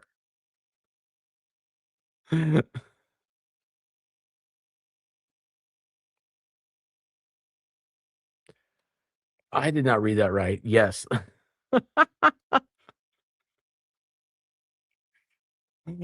Sorry, I read that. I was like, you better be safe driving. That's what matters. All right, I gotta make sure I have my earbuds close by. How do I send this? It's right here. Too many screens.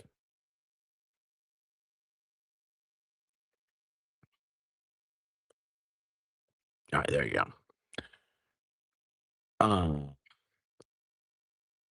Chastity, how you doing? Hey, I went over and checked. Y'all, Chastity came in the other night. Zach was saying how what a great voice she has. This girl wails. Holy cow. I actually signed into Spotify to check out. You have an incredible, incredible voice, Chastity. Everything that is a constitutional right is illegal and corrupt in Massachusetts unless it's actually illegal and corrupt. Then it's defamation and harassment.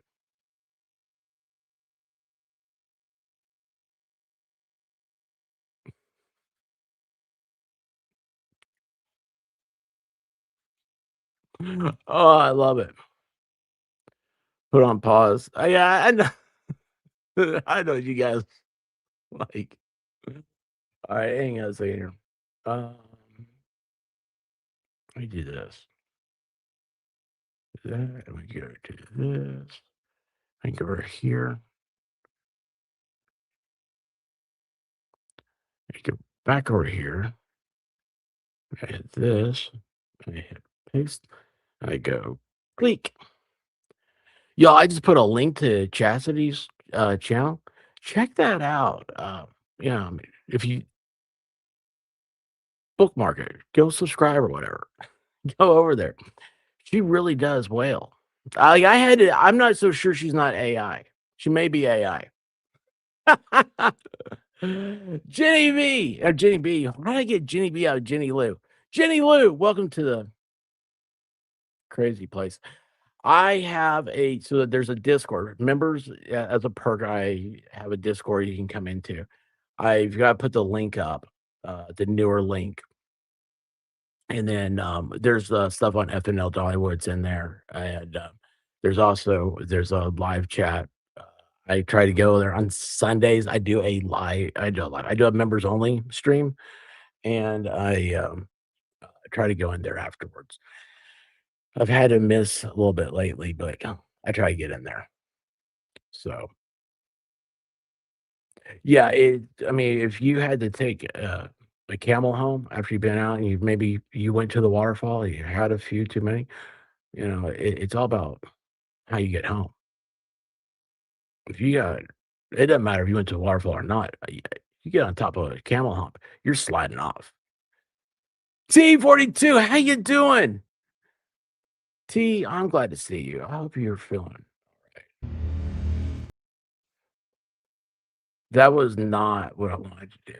Wiggle, wiggle, wiggle, wiggle, wiggle, yeah. Wiggle, wiggle, wiggle, wiggle, wiggle, yeah. Wiggle, wiggle, wiggle, wiggle, wiggle, yeah. Wiggle, wiggle, wiggle, wiggle, wiggle, yeah. Wiggle, wiggle, wiggle, wiggle, wiggle, yeah. Wiggle, wiggle, wiggle, wiggle, wiggle, yeah.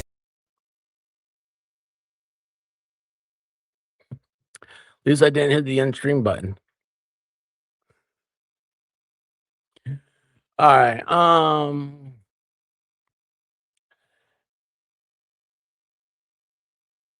Cultural tribalism. The Turtleboy also saw production and movie deals to further monetize his highly public defamation and harassment campaign against plaintiffs on July 1st of 23, just 3 months after Turtleboy began working with Read. So now we're going back to 23. We were at 24 earlier. To disseminate her false claims and harass witnesses, Turtleboy reported to Jackson that I think also they're going after the attorneys a little bit here because, like, reported to Jackson, like why the verbiage of that makes me think that you're working for, like Turtleboy is working for Alan Jackson. That he had received an offer for a Karen Read documentary from B17 Entertainment, a California production company. B17 is the bombers used in World War II, right? The trial of Karen Read. So we got past the facts, we got past the monetary reasons. Now we're to the trial. This is like this. Does this matter in a defamatory thing? Hey, Zach's here. Zach, be nice to Cassidy. Based on your recommendation, I did go check out her music. She really can well. You were right. Wait, what's Courtney doing? What happened? What? What?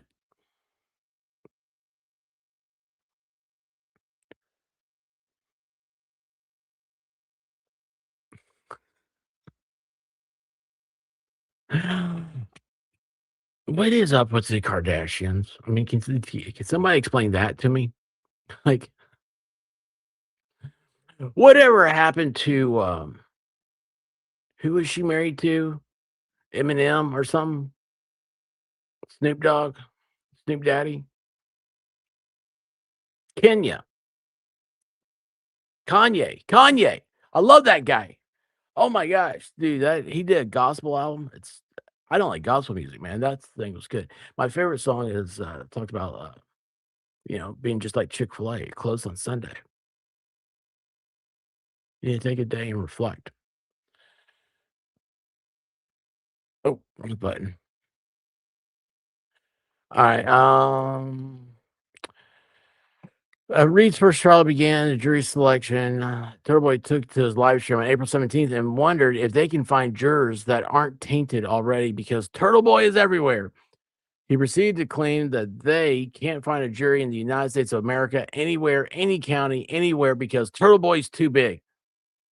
Now, that is what you would call hyperbole, not defamation. It's not prove anything. It doesn't. It's just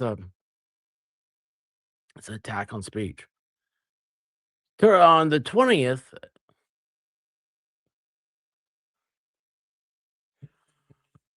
Turtleboy interviewed an excused juror who had previously engaged with his content and had been a member of his Facebook group.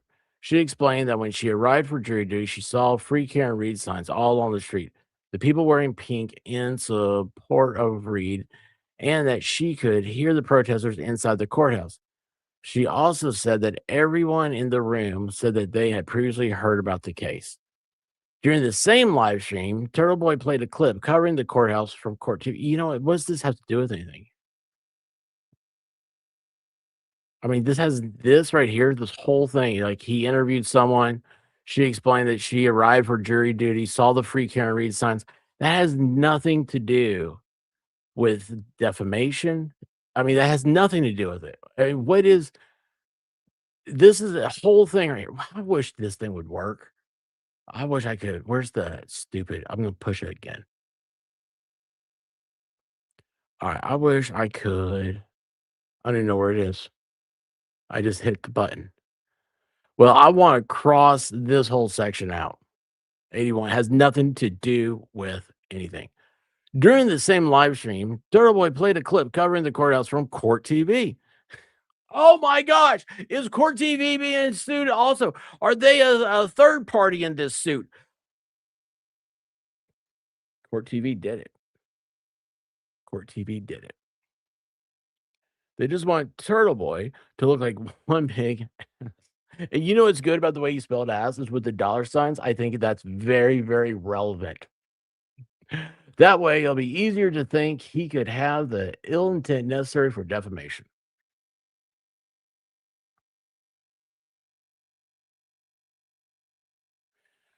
You know what? I don't have much. You know how I learned how to read, Chicken Gun? Is through comic books. I was a kid. My dad said that he would buy every comic I wanted as long as I'd read.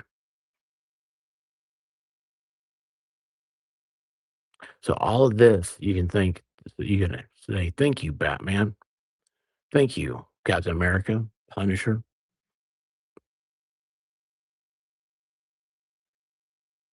I forget what else I was really into back then.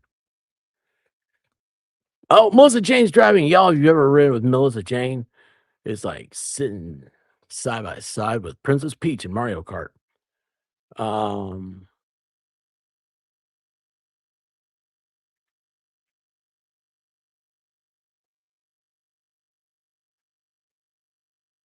Well, if you're not distracted, you're not paying attention to the audience.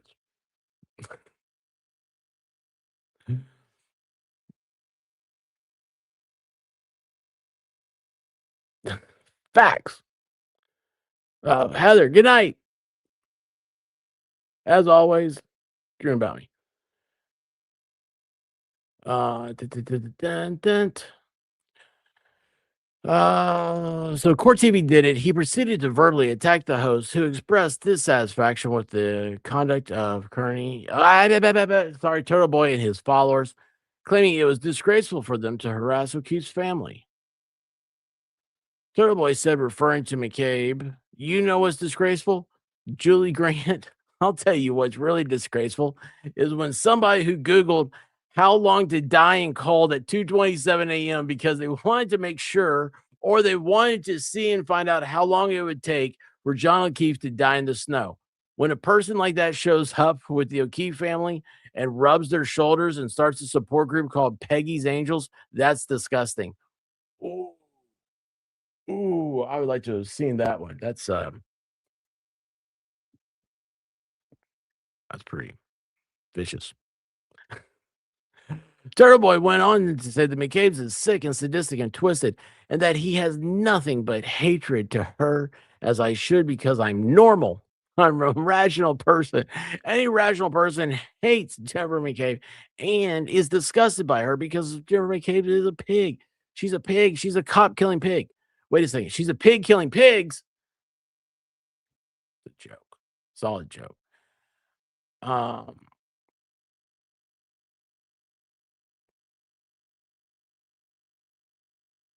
He proceeded to mock the Court TV host again, saying she supports a cop killing pig like Jennifer McCabe, who Googled how long to die in cold. On May 17th, we're back to 24 now, following the first day of McCabe's trial testimony, Turtleboy posted on X that McCabe was a psychopath and that she knew exactly where O'Keefe was, dying in the cold on Brian Albert's front lawn. She plotted to put him there. Holy.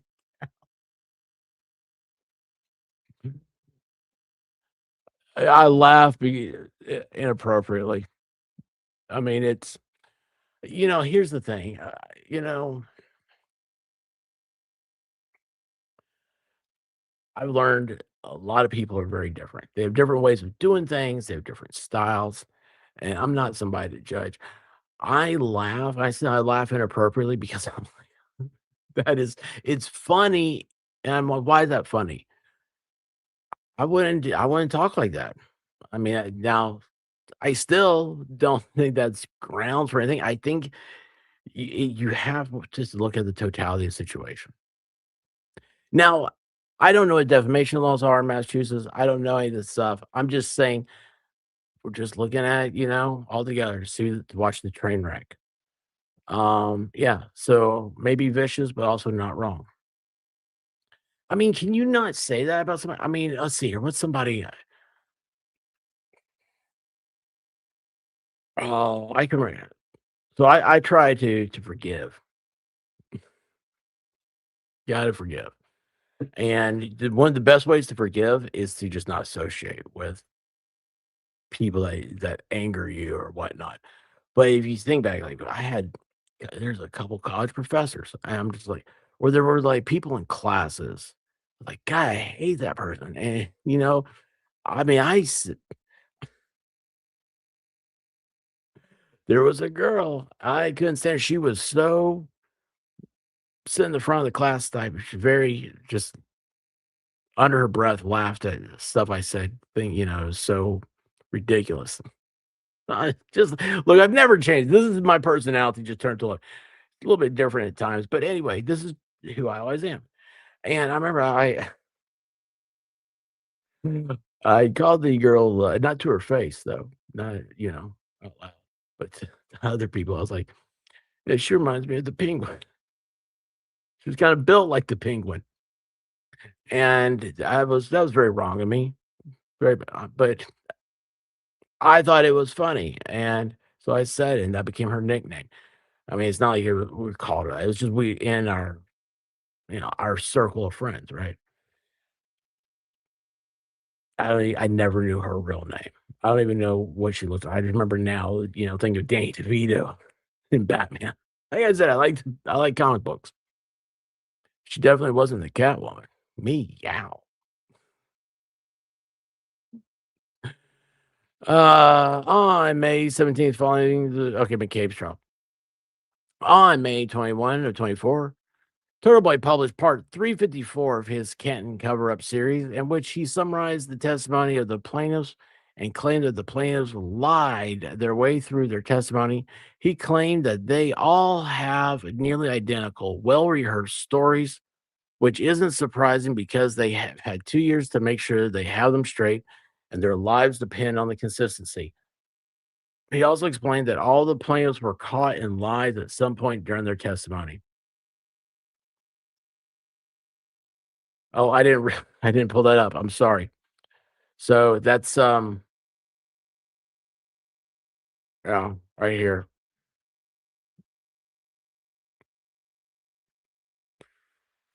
And that's kind of weird, right? Because at the beginning of the stream, I said, I think it's weird that their stories are very similar, but they're very distinct differences in them.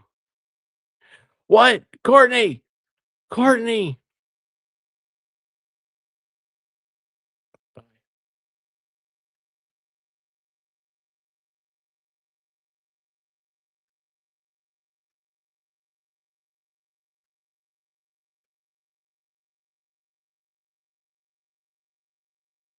You can catch up now.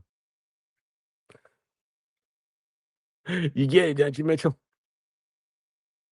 Like, I remember her, it just seemed like she wore, like, the outfit. This is weird. It's weird, weird creative world I have in my brain. June 7th, Turtleboy joined the Morning Club YouTube channel to discuss the retrial. Never heard of the Morning Club. After being praised for literally creating all of the fanfare surrounding Reed's trial, uh, Turtleboy touted that people believed in response to Turtleboy's coverage of the case that the plaintiffs engaged in a legitimate cover-up and a framing of an innocent woman in order to protect some of the most unlikable people ever. Like, it is not like they're trying to cover up and protect likable, nice people. Like, they are protecting Jennifer McCabe, who nobody likes. She's like a Disney villain. She's so bad, and like you're protecting all of her people. Oh my gosh, she's a Disney villain. And I just was telling you a story about the penguin. Oh man, I feel this is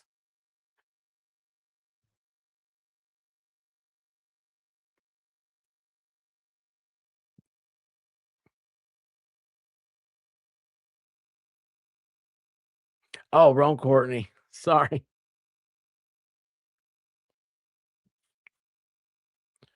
Oh geez. All right. Um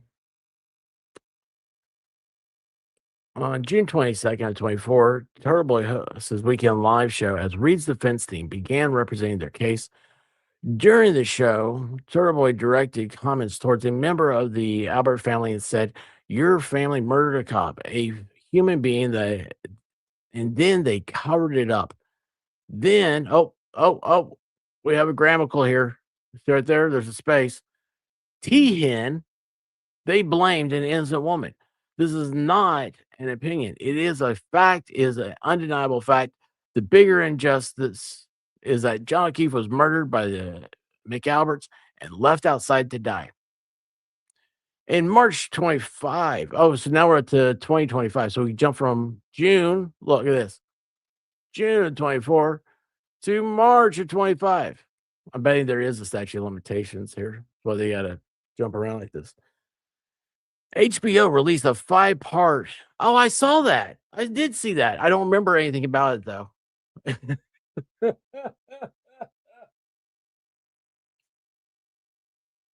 When it was over, I was like, "Is that it?" I was like, "What happened?" Reads a 5-part docuseries covering Karen Reed's first trial in depth, which featured interviews with Reed, Jackson, and Yannetti. Filmed during Reed's first trial, episode 2 features the relationship that developed between Reed and Turtleboy before and during the trial. Yannetti admitted that they wanted media coverage of her case. Initially, there was no coverage, but according to Yannetti, the Karen Reed case really started to blow up when Turtleboy started shining a light on Karen's innocence. Yannetti did not disclose that it was Reed and her team who recruited Kearney to disseminate Reed's false statements. Wait a second. Wait a second. Hold on. What did we just read earlier? When Turtleboy started this, he had 25,000 subs, and then he jumped to like 70,000 by the first trial or something like that. So 25,000 subs. He's not a huge media person. I mean, that he's just not. 25,000. I mean, that's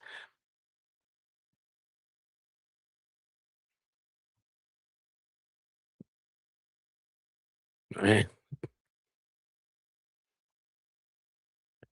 subs aren't, that's not how subs work. All right. That's not how the tubes work. I mean, I don't know. Again, they're fascinated about his YouTube. I don't know what he had on TikTok or Instagram or Facebook or what anything else different. Maybe he had 1,000,000 people listening to him. That'd be all. Katie D, how you doing? Um,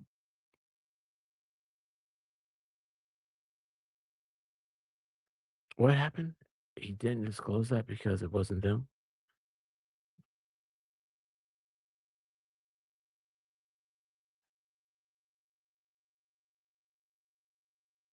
Mm.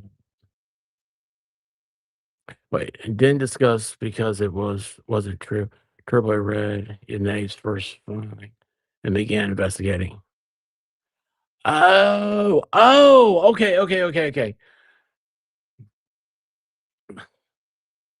What does that have to do with defamation? Yeah, it doesn't, right? Yeah, what is 100%. You're right, Jane. there's a lot of fluff in here. It is like they are trying to take everything they hate about him and put it out there. And what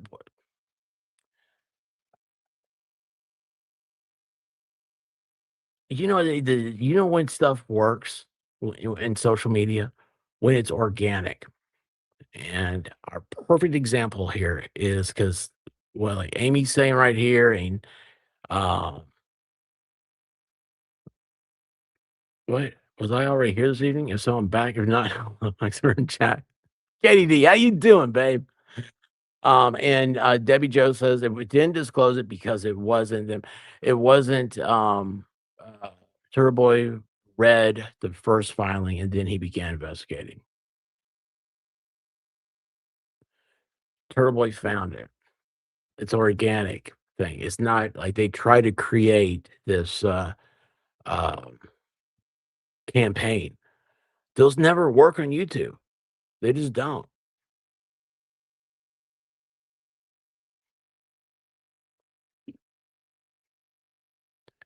He jumped from 25,000 to 150,000 with Karen. But he had 25,000 though at the beginning, correct? I mean, that's what I was trying to remember. So they're saying like 25,000 isn't enough to be a huge media person. And then, I'm finding out that he just read the filing. Oh, there she is. How you doing? Heyo. That need to get you up here. You be my big man. Heyo. Oh my gosh.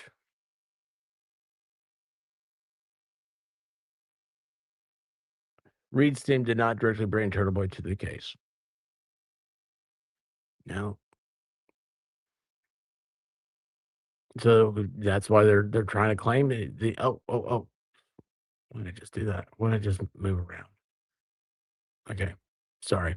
I got lost in the tabs up top. I moved one by accident. All right, let's get back into this. Reed admitted that her lawyer said that she could provide information to Turtleboy so long as it was public, but advised her not to speak with him directly. Nevertheless, she said she got nervous about who she was using as a third party, so she ended up developing a direct relationship with Turtleboy herself. They started talking about the case oh yeah, I forgot the third party. That was the other thing. That's what we started with this. They're talking about it was a third party was sending stuff. And now and then they jumped to Reed was communicating with him directly at Hickey Bears.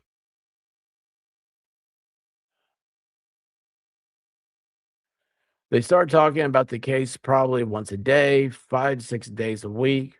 Reed, however, failed to disclose to HBO that her counsel, on her behalf, were directly communicating with Turtleboy at the outset of the defamation scheme. How do you know any of this? I mean, like, in the same HBO series, one of Turtleboy's followers admitted that Turtleboy had spurred them to take public action. Another admitted that Turtleboy was the reason there were people outside the courthouse every single day. The documentary features footage of Turtleboy conceding that his purpose in canvassing the communities and creating a daily courthouse presence was to affect the jury pool. Turboy's followers were so incendiary that the judge created a 200-foot buffer zone around the courthouse in order that no one carry any signs or wear clothing with the intent to influence what was happening inside during the trial. Nevertheless, Turboy's followers, who were steeped in his lies about the plaintiffs, showed up every day chanting "Free Karen Reed" and wearing pink as a symbol of their support. You know what? Like, isn't pink also the breast cancer awareness color? And if you are a fan of Aerosmith, a Massachusetts band, pink, is the color of the song they did. Boys and girls, please put your hands together for the one, the only Emily C. How you doing? Oh, hello. I've been summoned. You have? What's going on?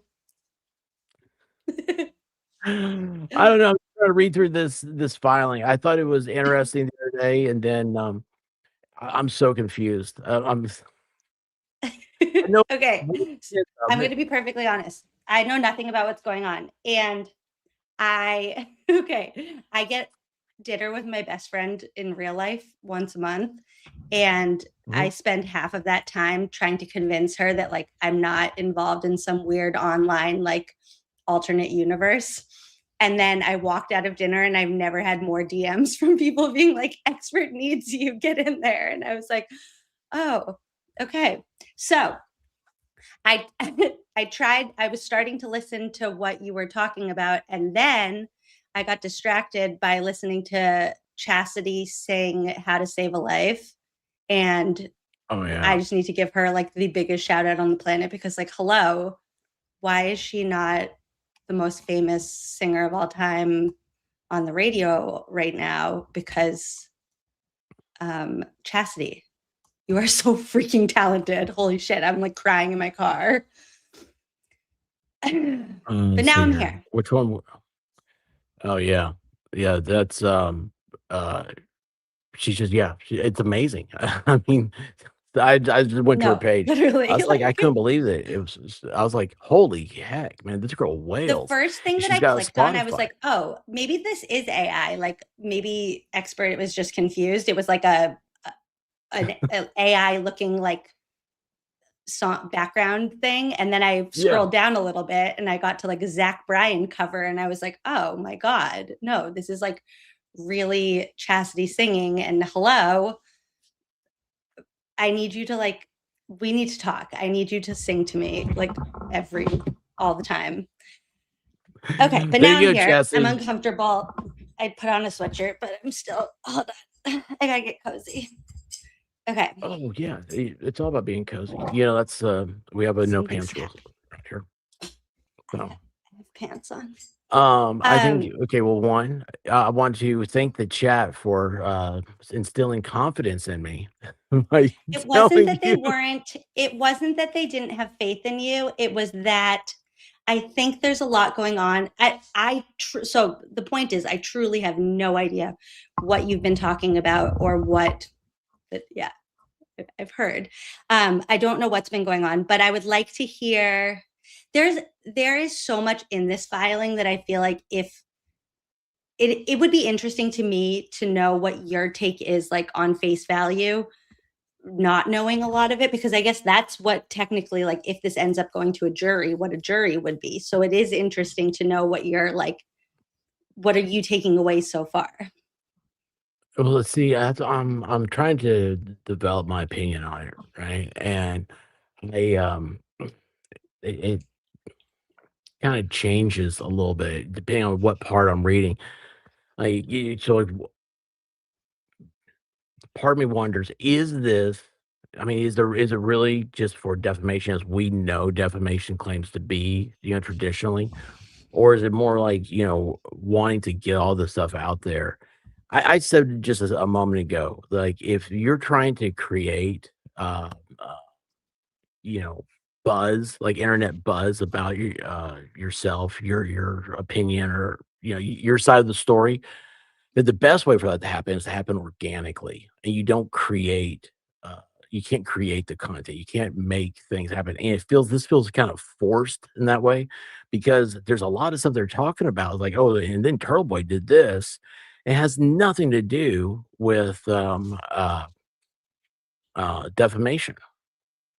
But Cassidy What? said her heart is so happy right now. So talented. Like my heart is like soothed from her. What do you? He's full of it. Okay, where have you gotten to? And I guess, have you reached any, say you're reading it blind, like have you gotten to anything where you're like, oh, like that does sound like defamation? Okay, so yes. I mean, well, let me rephrase that. Not yes, as in like yes, that sound like defamation. I stopped myself and I was telling her about it. I was like, guys, I was like, this part right here, like I started laughing as I was like, ooh, because that what it sounded like Turtleboy was if what they say is his exact statement, because I don't know, I've not heard it. And I don't know the context of the way he said it, which is important. I was like, "Man, this is vicious." Now, it's something I wouldn't do, but it doesn't mean that it's something that I haven't in the past. I'm trying to be a better person every day. I'm not the same person I used to be. And it's funny because I was saying that, there was a time I was like, I made fun of somebody and I never said it to them, but I said it's just this girl I didn't like her at all in college, and she sat on the other side of the class and just anyway, to my friends, I was like, "Man, this the penguin over here," referring to the Batman villain, and, she kinda reminded me of the way I can Danny picture the DeVito girl was. now that you were talking about. Yeah, and so then, like, the very next line I read is Turtleboy says that nobody likes Jim McCabe, she's a Disney villain, and I just lost it. I was like, "Ooh, see that?" Because that to me, it felt like, I could put myself in his shoes. I Okay, so I it's have a question for you because you went to law school and you understand this stuff better than I do, even though if it, oh, I doubt it. whatever credit people are going to give you. No, No. for you understand the like legal definition of things, right? What is the legal definition of um, defamation? I knew you were gonna say that. So I don't know what Massachusetts law is on defamation. So let's look that up. Can we look Um, that up? Because I actually am like yeah. very curious how you would like frame this within the legal definition of defamation. And full disclosure, part of why I'm asking this is because these same people are threatening me with a similar suit, and I'm curious like what okay, I Okay. feel like the yeah, go ahead. Well, let me do this. Okay, let me do this because, because you can't I can't answer a legal question. I mean, Right. yeah, it's only a hypothetical, and I started thinking about I didn't know what you're talking about, and I said a little bit of this earlier to the chat. I was like, you have all these people throwing out allegations about this is defamation, and, that's defamation, and, it's I don't know. I don't think it is. I think that, here's the example I used. So, everything I know about the case, really, I learned from you, all right? So, I start thinking, "Well, how do I side in Which this?" Do according to which Yeah, looking at how they phrase things in this lawsuit, mhm. they would love to use that exact quote against me in a future suit where they say, Emily relayed her defamation of the House defendants to expert who then like perpetuated the lies to his stream, knowingly perpetuating the defamation of the House defendants. Well, then you'll love what I said because I was like, I took everything that you've told me and I just think about it. It's like, okay, when you're telling me stuff, right? I've been on stream. I'm like, wait a second. Like before, I was thinking this way, and now I'm thinking this way, and that happened in the exact same stream with you. So my thing was, I was like, do I really think that somebody inside did this? And I started thinking, well, wait a second. If John O'Keefe, he might be the only one that I can blame. And I'm not and first of all, let's take blame out of there, right? These are all hypotheticals because I don't have the power to blame anybody. But John O'Keefe, he had they said it was almost a point 0.3 BAC. So Okay. if John I hadn't mean, gotten so drunk that night, okay. would he have ended up in a position where he died?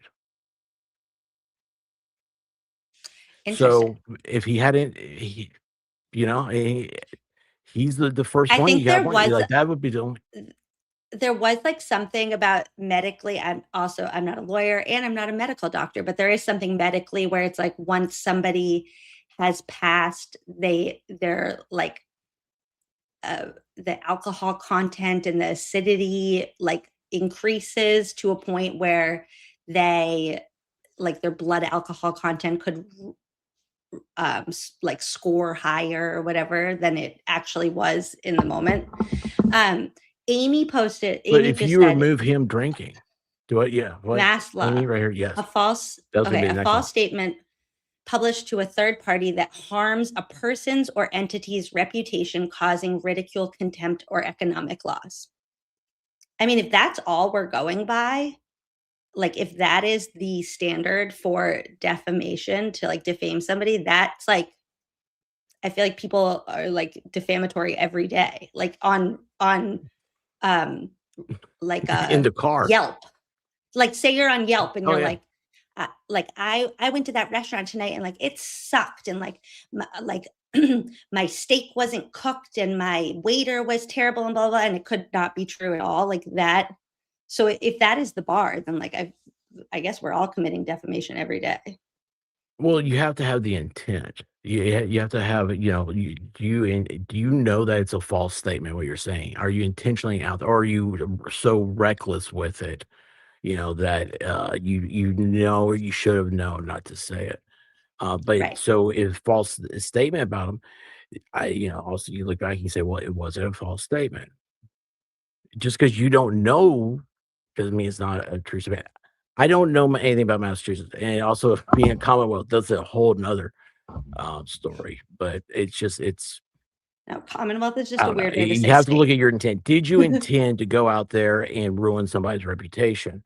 And I can say that sitting here, that the conclusion I've come to so far since talking to you is that if I I 100%, if look at if John hadn't gotten intoxicated that night, would he have found himself in that position? Okay, wait. I have a question about that. Do Mhm. the police don't count in that, do they? Isn't there something where it's like elected officials or like in law enforcement are like they're not like a private entity? Because I could care less about Jen McCabe's reputation or calling out. I wish the best for them. I have said from the beginning, I don't do theories. I don't really care what happened inside that house. What I truly care about is exposing the corruption and cover up that happened in the Massachusetts State Police. And Oh, yeah. I mean, it can allegedly, apparently, whatever I'm supposed to say to make it like not a problem. I do want to ruin like Tully's career. I'm glad that he retired. I don't think that he should be a police officer anymore because I think either way, if Karen hit John, which I don't personally think she did, or Mhm. if he was killed by somebody inside of that house, I think I should be able to rely on the police to be able to prosecute, like to collect enough evidence to be able to prosecute that at a district attorney's office that is not covering up for the police not doing their job. And that was one of the first things you and I talked about.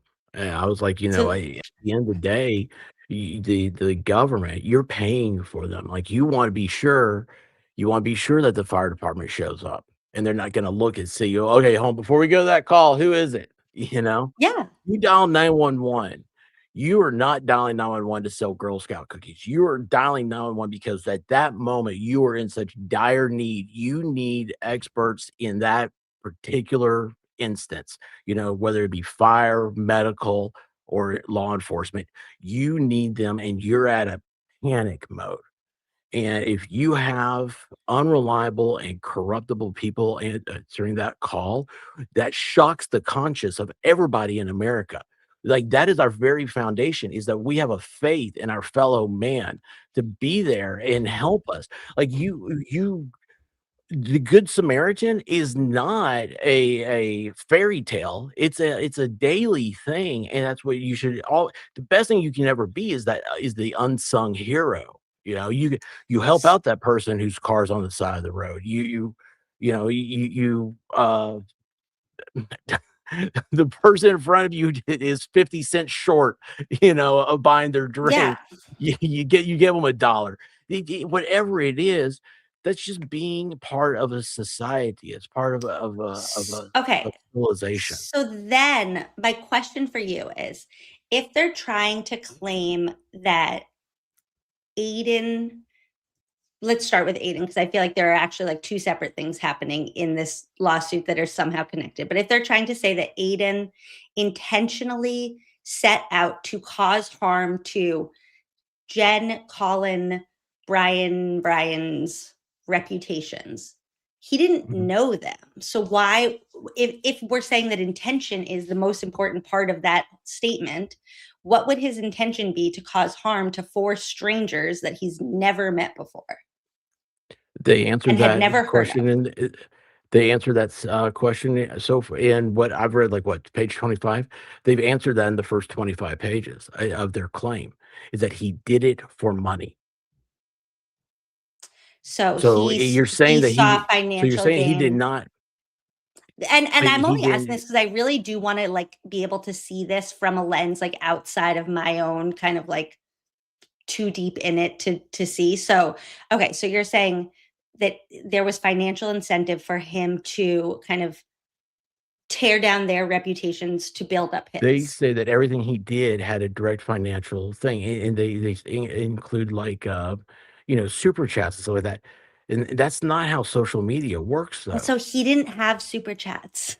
He's never had super chats. He has turtle Yeah, chats. what But Yeah, it's whatever. It's like, because I think he uses an OBS program, and he comes up across the screen because it's like,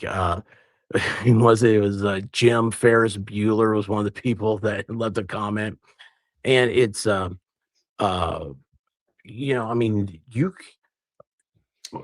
how okay, does so then that Chastity's on fire tonight because then she just said, "Why do that for Karen?" It's like I could understand if he was like Karen's best friend, Karen's brother, Karen's boyfriend, Karen's somebody in Karen's life that he's like, I got this for you. Like, I'm going to take this and like, I'm going to destroy them for you and I'm going to save you. He could have, if the financial incentive is there, nobody's talking about Karen Reed's case in 2023. He could have just as easily said, Karen Reed is guilty. Karen Reed hit John O'Keefe with her car. Everybody get on board, yeah, buy me super chats, buy me merch, buy me this, buy me that, and make the exact same financial gain saying and that so Karen did it. they're trying to say that her lawyers were trying to trump up a media attention, which I was just saying. Also, he had 25,000 subscribers when this thing started. That's not media attention. That's not how they keep attacking YouTube. I don't know what he was on the other platform. I don't know about TikTok. I don't know about Instagram. I don't know, Facebook. I don't know anything anywhere else. But they hit they said he had 25,000 subscribers on YouTube, and they're trying to say he was a media outlet and that they were manipulating him also. It does feel that I never thought about that. Did they say? I mean, they allude to it, certainly, but did they say directly that they manipulate him? I mean, it's almost what they're saying so far, is that he was, It's because one of they two things. conspired. It's They're trying to either say they so conspired. no, what they're trying and eventually to claim is, yeah, your hair color is amazing. What they're trying to eventually get to is that basically that Karen disclosed to Aidan at some point, like, hey, by the way, like I actually hit John. Let's prove I didn't. Yeah. And they have access to all of his like he didn't we before he had ever spoken to Karen on the phone, we have access to every single communication that he ever had with her leading up to things that we don't know about. At Mhm. no point did she say, by the way, I actually hit John. So either Karen was from their perspective, either Karen has perpetuated this like ridiculous lie so well that she duped Turtleboy also into like subscribing to the lie, which then saves him from this entire lawsuit because he's just as much of a lemming as all of us are. Or Karen figured out how to run over John, manipulate time, get back to his place, sign into his internet, not see him playing hide and go seek behind the couch, take his body back up there, and then not in the go meantime, collect her though, own taillight pieces that she that knew was were the yeah, there she because forgot she that. knew her Yeah, she taillight forgot was that part. broken. But she also manipulated Turtleboy into becoming her media outlet. Can I tell you something really funny? So I was going back in my like archives of like, how did I stumble upon this case in the first place? It was not from Aidan, which like that suit wants to claim. So I found out about Free Karen Read from the billboard that was outside of Gillette Stadium that had a QR code that you could like scan and it would take you to like Free Karen Read. And I was like, what is this? And I was stuck in traffic and I scanned Free Karen Read. And now I'm here and I have a PhD in this. And at that point, my like social media presence was I had like a teacher Instagram account. And one day I posted, okay, I wonder if you can like see this. I posted a video of me driving past 34 Fairview and I put a poll and it said, and I said, I think I've finally gone off the deep end. Are you following the Karen Read trial? And then I put the poll and it was like, I don't know if you can see that. It was like 37 votes yes, 72 votes no. Okay. So that was on Instagram. So then the next day I was like, do you want info about it? I don't know why people are weird on Instagram. And it was like 96% yes. So I was like, okay, like blah, blah, blah. I was like, okay, here we go. And I started posting like a whole story about Karen Read. And I was like, the incident, like chapter 1. So this is June 21st, 2024 that I posted this. I only bring this up to say, I got to a part where I said, I said, and then there's Turtleboy. This is on June 22nd, 2024. I said, this is a man that I disagree with on pretty much everything. Politically, socially. He got a following during COVID as an anti-vax, anti-masker. That's not me. Don't judge anybody for not agreeing with me. And then I said, but he is the reason this case has gotten so much traction. This is before I ever like knew Aidan personally, had ever interacted with him. The police came after him and he spent 60 days in jail for exposing the details / lies about the investigation. He has a live stream about this case every Tuesday and Saturday on YouTube and live tweets from the courtroom daily. And I only bring that up to say that is how the like general public was perceiving Turtleboy locally at the time. He was not like, he is the reason why I think Karen is innocent. He is this. No, it is just like he brought attention to this case, the end. So, like, okay. So, what was the? Let me go back to you said outside Gillette Stadium there was a QR code on a sign, and I went to freekarenread.com, or I guess, Yeah. or I don't even know what it was. And was that Turtleboy's website?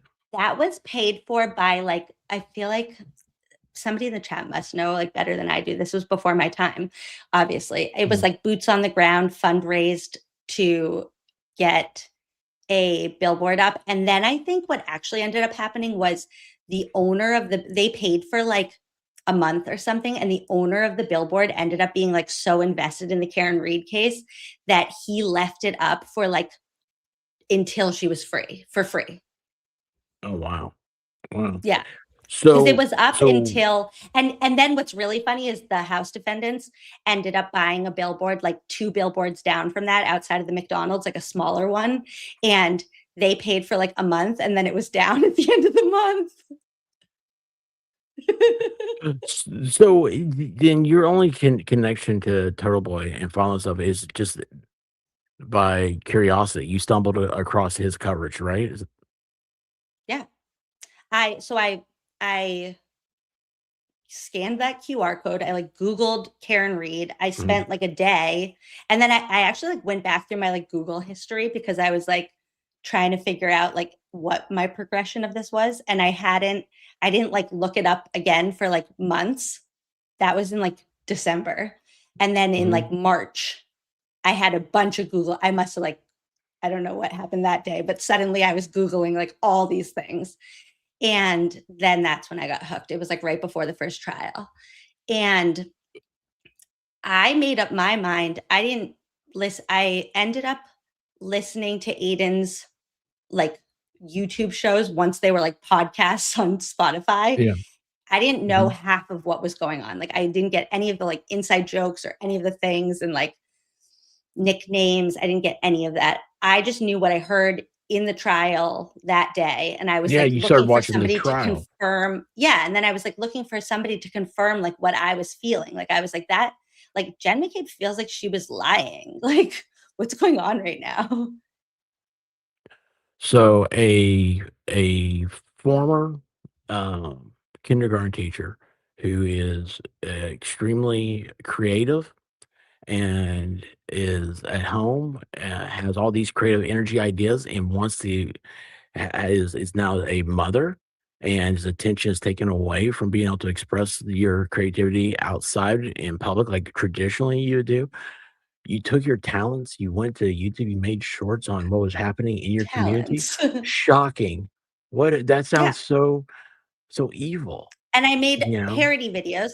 My first Oh, parody wow. video Who's ever done that was before? my very first like parody video was it wasn't even a parody. It was like, I don't know, were you ever like on TikTok? I like did TikTok for a little. Did you ever like do TikTok? There's like a very I remember specific having like style where you like zoom in and do like weird things on TikTok. Hold on. Look, I just put when I remember TikTok, I put up things about my dogs. I'm just gonna download my very first TikTok for you so that you can. Hold on. It'll take me a minute. Talk some more, and I'm gonna get it so that you can see why I say it's so weird. But I'm gonna show you my Well, first no, TikTok of like what I said about this.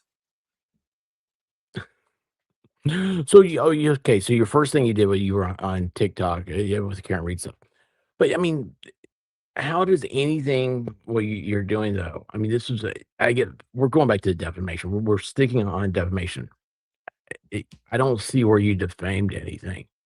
Well, and my point is, I don't see where their claim is that Aidan brainwashed all of us. Like, there's no way that any of us would have cared about any of this had Aidan not said, "Hey, sheep, like,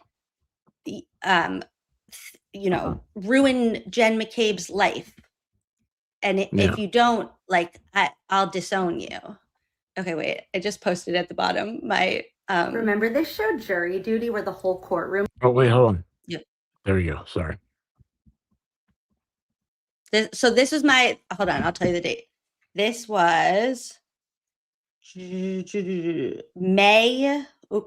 May 2024. May something. Hold on. May 23rd, 2024. I didn't know who Aidan was yet. I was just watching the trial. Remember this show Jury Duty, where the whole courtroom like tricked Ronald? I am convinced that the Karen Read trial is some kind of season 2 spinoff.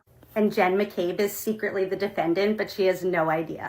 Like yesterday, the prosecution's calling their witnesses, and we're supposed to believe that the one who Googled how long to in the cold is innocent, but then like Karen Read is guilty because she went on a tropical vacation and got drunk and got in a fight with her boyfriend. Who hasn't? Or we're supposed to believe that the person who was like so distraught when they found the body and was crying and trying to revive him is the one who's guilty, and then the one telling her to shut up was innocent. She deleted everything incriminating on her phone. She can't recall anything. She's at a party just twerking on her phone like butt dial, hang up, butt dial, hang up, butt dial, hang up. I don't know. It's a cute idea for a show, but I think we should hurry this trial up now, get to the twist at the end, and free Karen Read. And I only say that to make the point that I didn't know that like Jen McCabe was like a real person in this moment. Like to me, Jen McCabe wasn't like a huge, like Jen McCabe was like an entity in this trial that I was watching. Aidan didn't exist yet. He hadn't come up in the trial. And I made my impression of Jen McCabe in that moment was based on what I saw in the public trial. Yeah. Again, a former kindergarten teacher who's very creative and is looking for a creative outlet uses resources that are freely available and puts things out Well, there. and That's also not wrong. I feel like I'm like a representative of like Norfolk County. Like I am the target demographic of who they're trying to say that Aidan was like brainwashing and defaming these people to think this certain way and to like ruin their lives. And it's like, no, you guys ruined your own life. Like the only reason why so many of us think what we think is because we watched the trial where we lied. We read the transcripts where you lied. We combed through every police report where your story changed, and we put together the pieces. And again, I don't even care about you guys because I shouldn't have had to do that at all in the first place. I wish the police did that. I don't understand why I, a kindergarten teacher, a stay-at-home mom with too much time on my hands, why I am the one doing that. Why didn't Michael Proctor do that? Why didn't Yuri Buchanan do that? Why didn't Tully say like, hey, you two Goombas seem like you didn't do a full like investigation yet. Let's go get some phone extractions. I mean, you're I don't know how to say you're right enough. I mean, you have you're a taxpayer of the county. You have a very vested interest. You raise your child there. I mean, so what happens if your child falls out of a tree and breaks his leg or something like that? You're gonna call 911, be like, I can't do anything. I don't. Could you please send an ambulance out here? Whatever it is, and when you're sitting there, you're going, wait a second here. I want people to be a little bit, row Jen's is not an 911 answer. Jen's 911 call was originally, it went to my town's 911 before they rerouted her to Canton. I don't like the idea that my 911 operator was just like, oh yeah, by the way, I don't know why that happened. Sometimes that happens. Oh, is there any urgency? I've never had to call 911, knock on wood, but I would like to think that if I ever did, there would be a sense of urgency on the other line. Right? I mean, that's here's the thing, and you're not the only one, but it is in the greater scheme of this. If you quit focusing, yeah, and I'm saying this as a general you, not a you, not Emily you, but if you quit focusing on Karen Reed, if you quit making this about sides, and there's two sides on everything. It is human nature. There's going to be an opposite side. But if you just step back away from all that stuff and you just sit there and think, is this the best?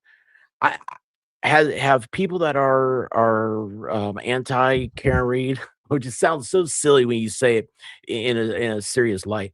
But has anybody ever just said, yes, I am proud of the investigation that went on in this trial? This was an absolute perfect investigation. No, I have said this for no. so long that if the House defendants truly believed what they are saying, then they would also be furious at the police. Like their entire everything would be, the police investigation was so bad that all these lunatics online still think that we had something to do with this when we had nothing to do with it because Karen was the one that did this. And we're still having to defend ourselves 4 years later because Michael Proctor was too incompetent to do a full investigation. The fact that they have never said anything bad about the police is enough for me to know that you're guilty. in my opinion, allegedly, blah, blah, blah. It's shocking. It's shocking. And here's something else. If the only person that they have to blame for the what I've seen, of their on the stand performance, the carnival, the freak show of on the stand performance that each one of the house defendants that they're called did. The only person to blame is the prosecution, because the prosecution should have the stories down. They should know. They should have already have been asking those questions. A qualified prosecutor will ask those questions. They'll sit there and you will go through it. They don't take things to trial that they're going to lose. They don't want to, because it's egos. They play such a large role in all of that. I mean, I hate to say it, but well, I'll tell you what. I mean, well, actually, I'm not. I don't hate to say it. Can anybody in the chat, have you ever met an attorney that didn't have a little bit of an ego? I mean, come on. And they I are mean, to be not perfectly going- honest, have you ever met a human that didn't have a little bit of an ego? Just saying. Mitchell. He doesn't have an ego. Those defendants. I like that. No, Most but because defendants. you should have a little bit of an ego, because it shouldn't be. You have to be proud of yourself. You have to have the feeling of self-worth. You have hopefully you're doing the best you can.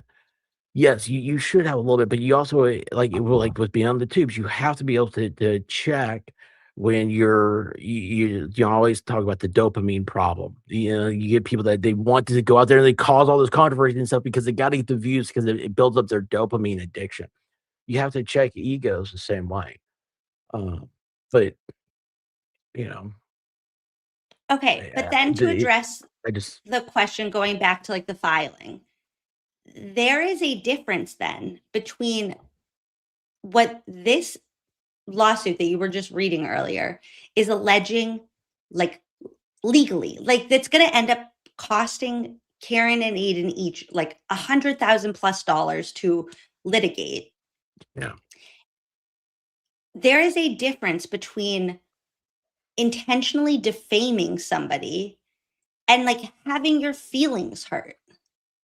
And like what I can't quite wrap my head around, and I guess it's like a level of like ego that I can't relate to, is like if I was guilty of the things that I think some, if not all, of the people in the house are guilty of, and I got away with it the way that they did, I would be living in Aruba right now. Like I would be gone. I would be so relieved that somehow like my lies stuck and I made it to the other side, and I'd be thrilled to just be free. And I wouldn't be trying to salvage my reputation. And I will say, like, it and if, one of the people who loves me on these apps, if one of them hears me say that, they would clip that and say, like, see, Emily, the reason why they're doing it is because they're innocent, and that's why they have to do this. You know what? Even if I was innocent, even if everything that Aidan claimed about me was not true, and I was absolutely innocent of every single thing about it, and Karen Read got away with murder, I would still be gone. Like, I don't understand the desire to drag this out. Like, you could live a happy life. Like, they could be, even if let's say every single thing that they're claiming is true, just go live your happy life somewhere. Why do you feel the need to be in the spotlight still? Why do you feel the need to be dragging Aidan and Karen back into this that's going to take years and years and years of litigation in court and hundreds of thousands of dollars, and like derail your kids' future to the point that like people are going to have opinions about your kids when they're going to high school and college and this and that and applying for jobs, and they're going to see the last name McCabe and they're going to say McCabe from Canton, regardless of where they fall. Like, why not just move on? Some people like it. Some people like the controversy because even if they like, it's the victim mentality. some people like being a victim, which is a shameful proposition. As Americans, we should never want to be the victim. We you know what? I understand there's a little place called Bunker Hill up there in Massachusetts. And in Bunker Hill, to save ammunition when the British were coming up the hill, they said, don't shoot them till you see the whites of their eyes. And that is because Americans, we're not victims of it. We're gonna face it. That's I mean, that's again, goes back to the society civil norm and stuff. It is not normal to sit there and be like, oh, let's bring this back up. Let's do this. How much can you get out of either one of these people? I mean, I don't see Karen and Turtleboy as being wealthy, beyond belief. They said the Turtleboy said he was making $40,000 to $50,000 a month. That was the only part of your stream that I heard, and I actually think like they're talking about like just money coming in. I don't think they're wrong in like his best month, like in his best month. I think that's possible, 100%. I don't even think that's an exaggeration. But you said best month. Right. That's not an average. And I'm glad you said that, because that's one of the things when reading this, I'm thinking they don't understand how social media works. Right.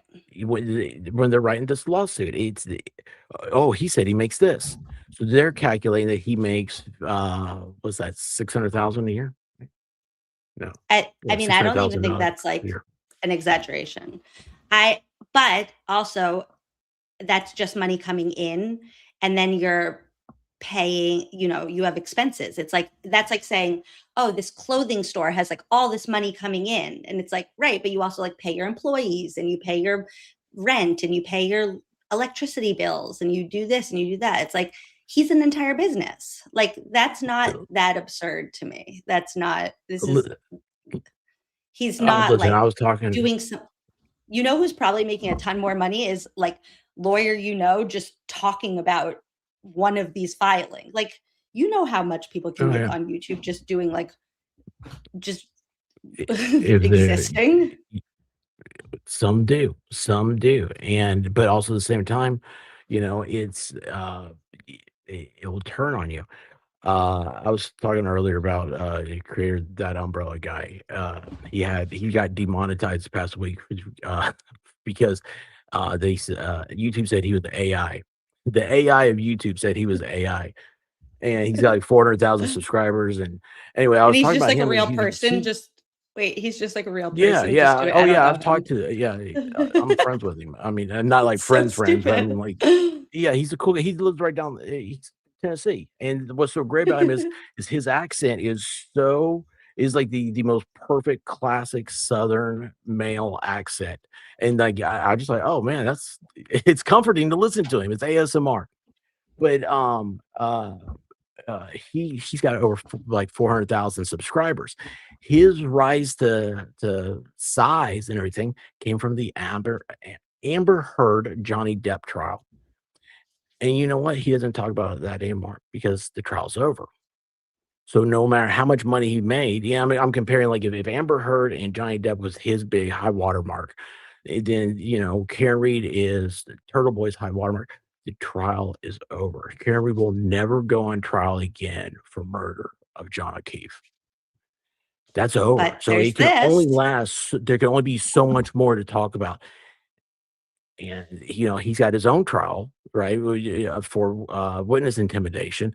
But after that, I mean, eventually, all the money and everything else, it's not always there. And I think that's the part that the House defendants are confusing with all this and trying to. They just see a small little nugget of it and think they've gotten all this success and wealth off of our name.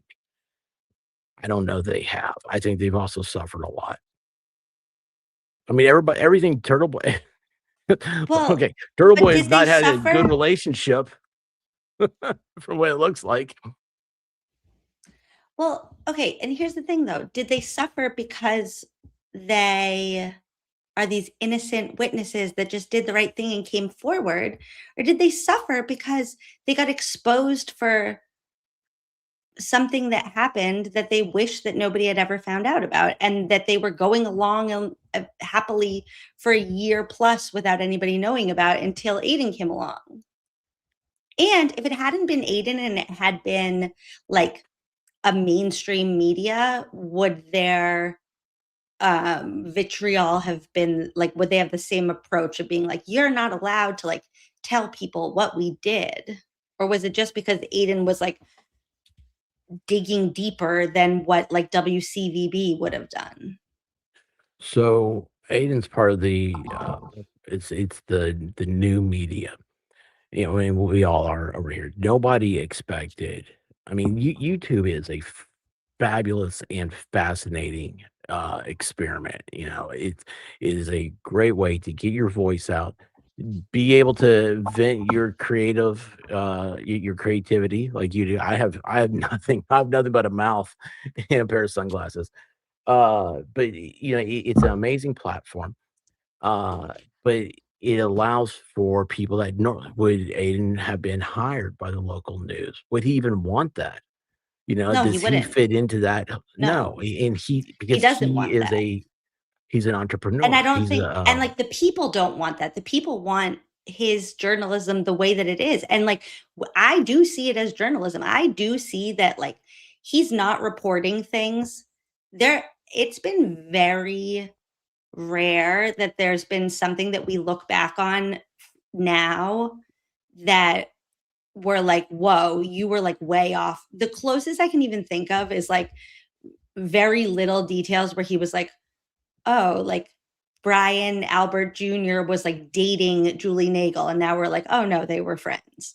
Like they're, the mainstream media got a whole lot more wrong about the details. They're like, he was found in a snowstorm and this and that. And it's like, Aiden's reporting has been way more accurate, better vetted, like more reliable than anything that I've seen reported in the mainstream media. So what is sorry, I had a beep. I thought I had things turned off. I was like, what's beeping here? When you just said a beep, The that's like when, you know, when like in the olden days when you'd be like, oh, I have a call on the other line. Hold on, I have a beep.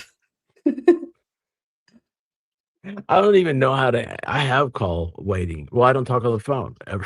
I You have a don't even know landline? how I would do it on my phone. But yeah, I have a beep. Hold on, I got a beep. But no. So what was the only thing that he did is that he at the end of his reporting, then, and this was my speculation. I don't. I heard about Turtleboy at the very beginning, probably back when he still had 25,000 subscribers, and it was a friend of mine from Massachusetts that said, "Oh man," and he called me. I was like, "Hey, man, you got to check the Turtleboy guy out, man. He's wild. He's got. You know who Karen Reeves?" I was like, "Yeah, I saw that the other day. You know, but I hadn't gotten into it. Oh man, he's got all the stuff. He's got all the stuff." And I was like, "Okay, I'll check it out." And you know, I mean, I don't know. If I did, it wasn't anything I was interested in, Did? you know, If I did? but If I that's it. did? That's so Southern. Can I just say, because I can't pull Yeah. up comments on here, but there's a few things that people said that are really Yeah, true. totally Debbie cool. Joe said, they suffered because of butt dials, disappearing dogs, Google searches, yeah. ice cream trucks, and leaf blowers. Yes, I agree 100%. And Oh, don't forget the Chase red 21. Yeah, Chase 21 said even during the second trial, the mainstream news media would be reporting things incorrectly, like to the day of the verdict, when they were like, like the mainstream media, local news, the day that Karen was acquitted was basically like, woman got away with murder. Check it out. This was crazy. Like it was so, and all the framing was like, the defense tried today to prove that John O'Keefe was not hit by a car by bringing in some scientists who said that John was not hit by a car, but we know better. Excuse me, what? What is happening? Well, that sounds like local media. I mean, so it's been so long since I've had, I don't know, it's probably on one of the streaming things. I don't I don't watch local news. I don't watch news at all. I mean, I've always enjoyed reading it better, and of course, now that because of YouTube and stuff, I'm catching clips of things. But I don't know how I would, in a traditional sense, how would I have ever found out about Karen Reed? I wouldn't have. I mean, why would I care about what's happening in Massachusetts? Why would I care about, I'm not even like with like cable TV or anything like that. I'm not watching court TV. I'm not watching. I mean, I don't know how it would. Can I tell you Yeah, a I don't very know how random you do it. thing? Just this is Yeah. so random, but every time that people say court TV, I think of this. So Carter's speech therapist is named Courtney, and he can't say Courtney, and he calls her Court to me. And every time that people say court TV, I just think of Court to me. I love it. Like literally every time people say court TV, I'm like court to me. No, but I okay, can. so and then here's my point, just going back all the way back to the filing, which I guess is why I'm here in the first place, is everything basically I feel like anybody can say anything. Like you can get on here and you can just like say words and people can take them or leave them. You could be like, hey guys, like breaking news, like the ocean is purple today. It's crazy. I went out to the sea and I saw the most beautiful purple and orange ocean I've ever seen in my life. And a big, huge green octopus came and shook my hand. And we had the most beautiful day just riding the purple and orange waves. And it doesn't make it true just because you said it. And it doesn't make it true even if Karen was running around the scene saying, I hit him, I hit him, I hit him, I hit him, I hit him, I hit him, I hit him. She could say I hit him 400,000 times and that still wouldn't make it true. And it does, yeah. No, go on. I mean, I'm sorry. I don't. Well, no, and my point is like they're using these little tiny, oh, Karen said, I know I said I hit him, but I really hit him, but I hit him, but I didn't hit him, but I hit. I don't care. I don't care what she said. I don't even care that Jen McCabe said that she saw the car at 12:40, even though we know it really couldn't have been there. The only thing I actually care about is like what happened in the court proceeding on the stand, the way that experts and witnesses could prove or disprove if John was hit by a car or not. And what they proved to me is that John wasn't hit by a car, and everything else that like Turtleboy says and Karen said and Alan Jackson said and anybody else said outside of court, who cares? Like none of that matters. And I don't understand why we're having to like defend that now in lawsuits, why I'm having to be like threatened that I'm going to get sued because I made like a parody video. Like, no, we can just say things. We're in America. We have freedom of speech. Listen, I want to go. Yeah, I love that. Man, that was just beautiful. It was so beautiful. I'm such a fan of that rant. I love it. When you said something, that's when I was, and I'm so glad you continued. But you made me think of, do you know about John Benet Ramsey? Mhm. She's a You know little how many girl in people have confessed Colorado. to her murder? 5 people have Bingo. confessed to her murder. There you go. And you know what Yeah. they said to all 5 of those men? Okay, give us your DNA. Oh, whoopsies, you actually didn't do it. That's weird. You said you did. Let's look into your brain a little bit more and find out why the F you just said that you killed a little girl when you didn't really, because that's a whole other mental illness that we can tackle on another day. No. Yes. It wasn't her that's brother. the thing. Controversial. Would you say it wasn't the brother? No, it wasn't the brother. Leave him alone. I don't know who did. So that's another one. I don't know. I mean, The pineapple and the brother.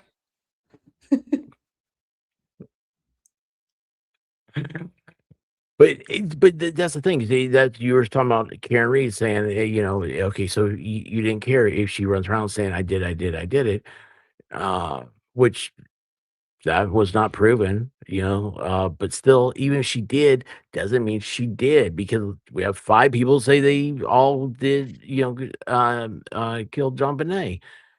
How many people have sued because they were Elvis Presley's kid? I mean, Is there that a were there thing? were I didn't even know tons. that. Oh, yeah. Yeah, because, they figure Elvis was rich and, he probably had a lot of girls interested in him. But there's always that outlier, people are always doing stuff. And it's like you said, what's wrong? What's going on with your brain? Why would you want is it a fame thing? Is that what people are wanting? So they'll say, yeah, I did it. I committed this atrocity.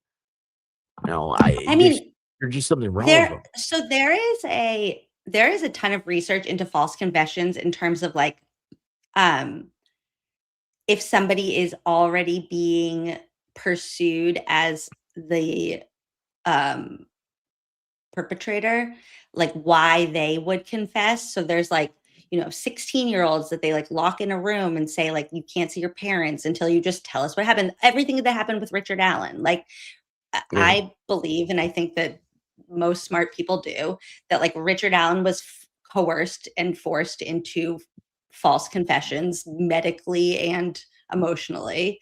There, You guys don't know who and Richard it is Allen is, the Delphi murders. And it is a weird thing for, I think, like us kind of like in normal life to think about. Like, I wouldn't confess to something that I didn't do, but it happens. And I think because it happens, we have to give weight to the fact that like there must be like if you think right now, like there's no way I would ever confess to something that I didn't do. Well, like everybody who's ever made a false confession before also probably felt the same way. And I mean, I truly believe I don't think that Karen ever even said, "I hit him." It is, debatable to me if she even ever said, like, "Did I hit him?" without maybe Jen McCabe asking her something first that, like, planted the seed, but that's just me. It is very possible. Karen does something that I think does hurt Karen Reed, and there is, like, something in this movement where it's like, never talk ill of Karen Reed. So, like, I don't want anybody to think that I'm saying this as, like, a disparaging remark about Karen. But there was one text message where Higgins said to her, like, "You talk in riddles." And he's never been more true in his life. Like, Karen does kind of like speak in riddles where she's not very direct about what she's saying. And she'll kind of like imply something without actually Mhm. saying it. And I think there were a lot of opportunities where Karen, especially in these interviews that they're using against her now, where people asked her something like, "Did you hit John?" And instead of her being like, "No, I didn't," she's like, "We know who did it." And it's like, Karen, babe, I know you didn't do it, but like, you're not helping yourself. Like, just say no first.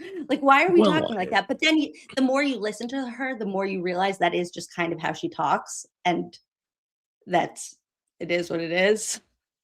I don't but understand it. she I think she suffers the same thing that so many people do, and it's don't talk to the police.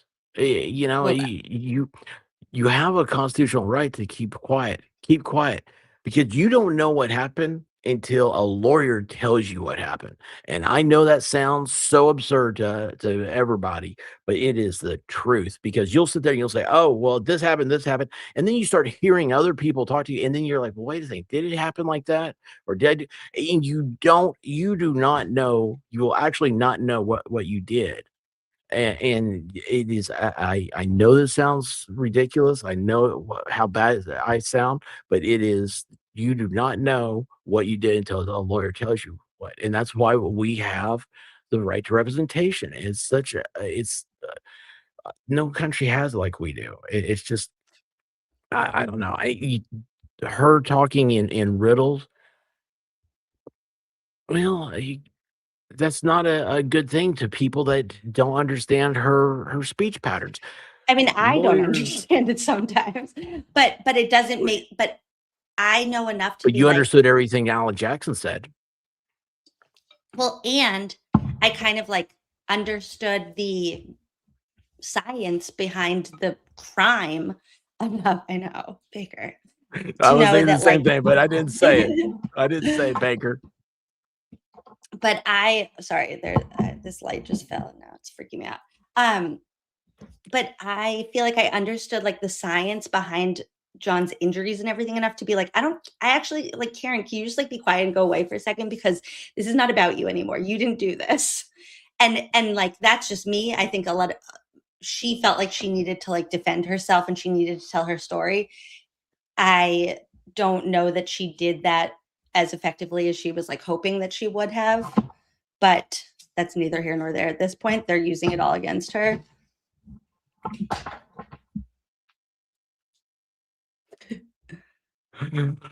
Well, that's the thing. She doesn't know when to shut up. Well, and that's like also in nothing against my her, mind that morning, I feel like I would have pulled up, saw my dead boyfriend, and then been like, turned around to somebody and been like, what the fuck did you do to him? Like, I dropped him off here. Now what, like, I would have run inside. Like, people are like giving Jen crap for not going inside the house to see if her sister was okay. In my mind, I would have run inside the house and been like, who did this to my boyfriend? Like, what just happened? Like, I dropped off a healthy, drunk boyfriend and he never came home. And he went into your house and now he's here. And the fact that she didn't, I do think like rubbed people the wrong way. I don't think that means she hit him. It just kind of off the bat showed me that like, this is going to be a person that like approaches the situation differently than I would have. And so I have to kind of frame everything that she says and does from here on out differently, because I can't put myself in her shoes in these moments, because she and I we don't do things the same. Well, let me ask you this. You said that you would go inside and be like, what, I dropped off a healthy guy. What happened here? What you got to do to it? You think that's what you would do? You don't think you would be scared? Because I think I'd be scared. I think I'd be like, if I was scared, I would have gone to the police standing right next to me and been like, I don't know what happened, but I dropped him off last night and he was fine. And now they're not turning the lights on inside. Something really weird is happening.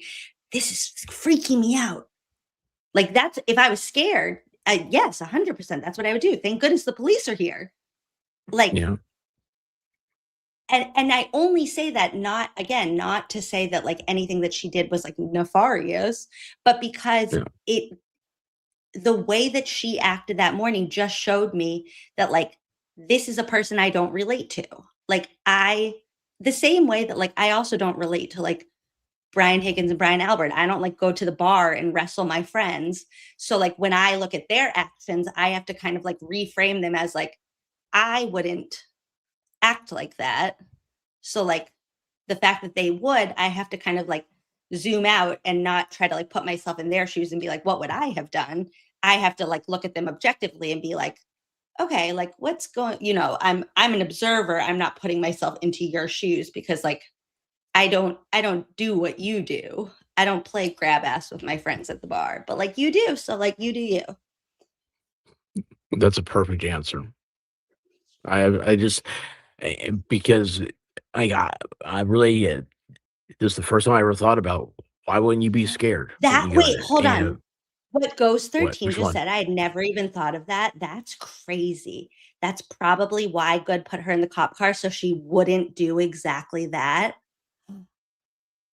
It is like very rare that somebody like blows my mind with something new. And oh my God.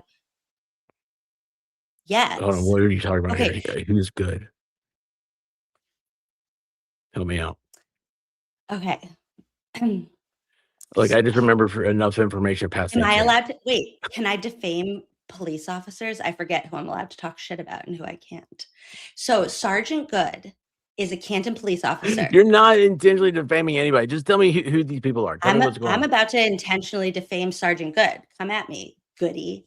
He has enough on his plate right now. Okay, so it is my personal belief that Sergeant Good knew way more. Okay, let's backtrack. Sergeant Good was on dispatch the night that this happened. And at 1:30 a.m., when Brian Higgins did his creep walk around Canton Police Department, in my opinion, so he went into dispatch. He lied about going into dispatch. He said he didn't. He was in dispatch for 6.5 minutes. Sergeant Good was in dispatch. fast forward to 5 whatever a.m. Carrie Roberts calls the non-emergency line and gets Sergeant Good. Sergeant Good answers, and Carrie says, "My friend didn't come home last night. Her boyfriend, his girlfriend is looking for him now, right?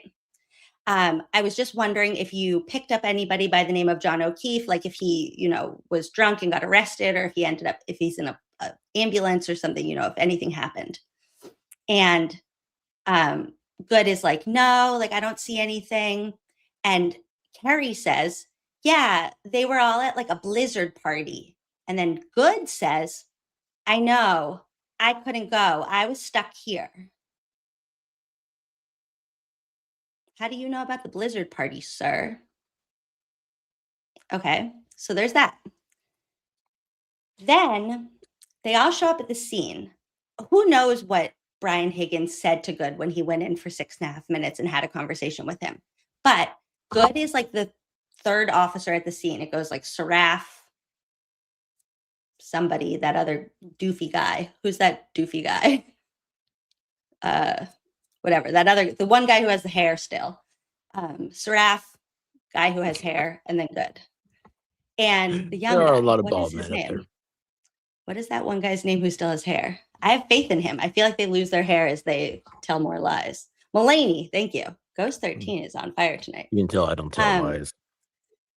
So everybody is always on Jen McCabe for not going into the house, right? They're like, "Your sister's not answering the phone, and like, why didn't you go into the house?" But my point is, police officers have been at enough scenes that like they think it's weird. They would think it's weird if they're outside of a house and nobody has turned on a light at a certain point, right? Like, this was like right around the same time that there was like that really like kind of creepy string of freaky people, because we live in America and like people are weird here, where people were like calling 911 on purpose to like stake out like the freeway and like shoot people from up the hill. Do you know what I'm talking about? No. People were like, No. this was like a thing, like psychos were like hiding in the woods, and they would like call 911 and then like try to like take out as many like clowns police in the officers. woods, but no, they were like shooting at like police officers and firefighters and like emergency responders. It happened in like Maine. It happened in like somewhere near you. Please chat. Somebody tell me I'm not like totally crazy. No, that's fine. I know, like, it's yes. I'm familiar with. But so cops are always the worried idea about when it that goes there to would be a something. police officer on a yard, and then suddenly there's like nobody opening the door, nobody turning on the lights, nobody coming out from inside. To me, personally, in my opinion, if the police officers didn't know that everybody in that house was safe, they would have already run inside to check. Okay. And that's where I think it comes back to Good. And that's why I think that comment was very interesting, that they put Karen inside the car when she was freaking out, that maybe she was about to go inside. Maybe she was about to be like, "What happened in this house?" And then Good was like, "Come here, sit down, you crazy witch lady, lunatic," whatever they call women around here. So he was at the scene? Yes. Good. He was the third one I there. thought you said he was dispatched that night. And then he switched with this girl, Kelly Dever, which tomorrow at Squirrel School, we need to do Kelly Dever just because we need to do Kelly Dever. We were supposed to. Like, you kept saying this about Dever. I'm like, I don't know who that is either. Okay. Now, look, my internet works. Oh, congratulations. What happened? Did you? I didn't do anything. It just started working. It like needed to like get acquainted with my house or something. The new internet just needed to like get used to it here. I know it sounds weird, but I feel that same way with stuff. Like, it was my earpods when I first got them. I was like, I don't think these. I think I got to take these back. I think they're just staticky. And then it's like they started working better. And I was like, oh, it's like they got used to the. Yeah. It was. I probably had that same thought. I need chat to help with this, okay? Because we're gonna plan Squirrel School right now. Because I feel like tomorrow I just want to do like all the like kind of extra like silly random things. And Sheila, I'm sorry, I didn't give homework this week. We have April vacation in Massachusetts. I don't know if that's like a regular thing, but Carter was on vacation this week. It's been a long week. Okay, we need to do Dever. I don't remember. Have you seen Proctor? It sounds familiar. Was he one of the Like bald the guys? police officer? Yeah, the police officer with the text messages. Oh no, I don't think so. Wait, hold on. Have I? Because I do know about that one. He's the one that had the No. he was looking for the dirty pictures. Okay, we're gonna do Proctor texts. We need to do Colin Albert, but we're just gonna focus on the fall and the bang bang. Okay, Colin, fall, bang bang. You wanted to see Allie McCabe. Which one was? Oh, Jen's daughter. Yes. Oh my gosh. Yes, I forgot about that because that was 2 weeks ago. Yeah, well, I woke up to find out that there was a daughter, and I was like, "What is going on here?" Let me tell you what. Waking up to DUI guy is not my idea of a good morning. Okay. Look, Chandler loves him. I'm telling you what. I was like, "What's going on here?" DUI guys' coverage of the sidebar transcripts was phenomenal. I started to get a little bit like, I felt like I knew the trial a little bit better than he did. So when I was watching his like trial coverage, I was like, what's happening here? But that was just a me thing. His coverage of the sidebar transcripts was fantastic. So if anybody else kind of like ducked out after some of the trial coverage, get back for the sidebars. And I love that he gives Trial Channel a shout out every single video about the sidebars. And I just appreciate anybody who gives Trial Channel a shout out. So, well, I wish you told me. I'd start doing it. Yeah. I'm not good with doing shout outs and stuff. And I don't know anything of it. No, I think Baker's messing with me now. The friendless firefighter. I think that's because my wife keeps talking about the time. She loved the time when one of the times that the house was caught on fire, and she has to call 911 to send the fire department. She's like, "Yeah." Fire department shows up. She comes out. I'm like, "Why are you wearing makeup?" You never know. It's not a happy night. The last time. Wait, who just called? I like this. Who called Allie McCabe? Joan of Arc said alibi McCabe. I like that. Oh, which one? Where is that? Missed it. Because that's actually a good that's a good way for you to remember who she is. Because that's exactly she's alibi. Okay. Yeah, like I got a weird feeling when I was watching. I was like, "Wait, hold on, what's happening here?" And then I was like, "I have to turn this off," because I felt like I was again doing something. So they're wrong. talking about the friendless firefighter. Well, she's not a firefighter. Are you guys trying to talk about what is her face? What's her name with the cross necklace? Sorry, my brain right now. Okay. No. Caitlin Albert's friend. Oh my God. Help. Yeah. Katie McLaughlin. Thank you. Are we trying to do Katie McLaughlin? I think I might just do like the greatest hits kind of thing. I'm going to like give you all the like viral moments tomorrow for Squirrel School. We're going to go through like all the things that like people reference and like why. Yeah. See, Mitchell, I feel like then I want to save. So Mitchell said Lucky the plow driver. I want to do one like maybe the next Squirrel School after this. I want to do like all the good guys, and I want to give you like Arca and Lucky and Matthew DeSogra, because why not? He always just gets lost in the sauce. And Richard Green and like just the good guys. I'm gonna give. I mean, I showed you La Posada, but then we'll see her again because she's the best. and Dr. Marie Russell. Like, we'll go through like the good guys, but that needs to be like one very just happy night. Yeah, see, we need Julie Albert in the bukkake moment. The what moment? Nope, just forget I said that. You didn't say what I Just thought I erase heard, that. did you? Erase that from your brain for a second, because you'll find out tomorrow. Yeah. Oh gosh. Yeah, we'll have Barros on the good guys night. So good guys night will be like Barros, Arca, La Posada, Lucky, Brie Russell. McLaughlin is what's that? McLaughlin Yeah, is McLaughlin. Isn't McLaughlin is an EMT. Okay. Yeah. Bad guys tomorrow, good guys next week. It's not even bad guys. Tomorrow is like the viral guys, like everybody who like went viral during this. Tomorrow night's going to be like all the viral moments and like why. I'll give you like a little more backstory than just like the moment. But you're going to understand all the jokes. You're going to learn like the inside jokes tomorrow. Oh, I'm so nervous. I'm so nervous now.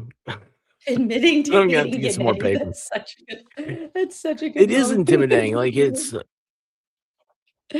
admitting to hating extreme Gennady. nerves. Like imagine Charlie Rachel. Imagine saying that, being like, "What do you think about him right now?" I don't not too fond of him right now either. Okay. Oh, who are you not fond of? You'll find out tomorrow. Oh gosh. Yeah, like Timothy Nuttall just saying the puffy jacket. Okay. Puffy jacket. How do I even? There's just so many stupid moments. And then I never even showed you the occipital boner, even though I meant to. What?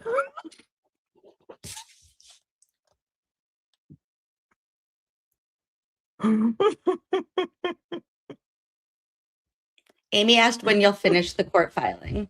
I don't know. It took Melanie 4 streams. You can take a couple more. You have to do the footnotes. Maybe your homework is going to be watch Melanie watch. No, but the footnotes are like how you know that they're full of crap. Yes, Chastity. He does know about Man Shannon his fake degree. You remember the guy who? Oh yeah. He went to UAB. And, yeah, but no. He lives in Texas. Do what? Yeah. Yeah, but he's still trying to get his degree. He was the only person on that. Oh wait, that was the same firm of experts that the Blue Man was from, right? Mm-hmm. Aperture. Yeah. Hey, McCuzzy. You think he still has the underwear? I do think he still has the underwear. I think he still has the car too. And he said he was going to sell it back and give the money back to the Commonwealth. Like, okay, how'd that go? Can we FOIA request that? Also, can I tell you something crazy of like how awesome just like these humans are? So I don't know if you know who Kyle Sharkey is. Do you know who Kyle Sharkey is on Twitter? So Kyle Sharkey is just like a little gem of a human. I don't actually know like who he is in real life, but in my mind, he's just like a perfect little angel that just like is wonderful. And like there's always like drama on Twitter, and then like Kyle Sharkey's just there like sticking to like he's just like focused on what's important. So every morning I wake up to like a random message on the like group chat that Kyle Sharkey and Trial Channel and I have. And sometimes he'll be like, "Hey guys, like check this out. Like I got this FOIA request." And there's always these like long FOIA requests that I like can't read all of it. And I'm like, "Wow, looks great." Sorry, Kyle, if you're seeing this. Sometimes I don't read all of them. They're really long. They're really long. So this morning, this is what happened. So he sent us a screenshot of a FOIA request, and I couldn't read through all of it because it was too long. The font was really small.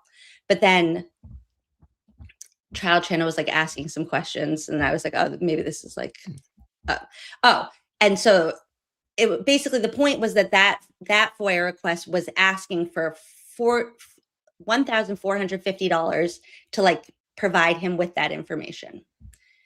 And I was like, whoa, that's crazy. But then he sent another one, and he said, if you want to raise $50, there's 122 pages of Greg Connor's emails from this date to this date, blah, blah, blah.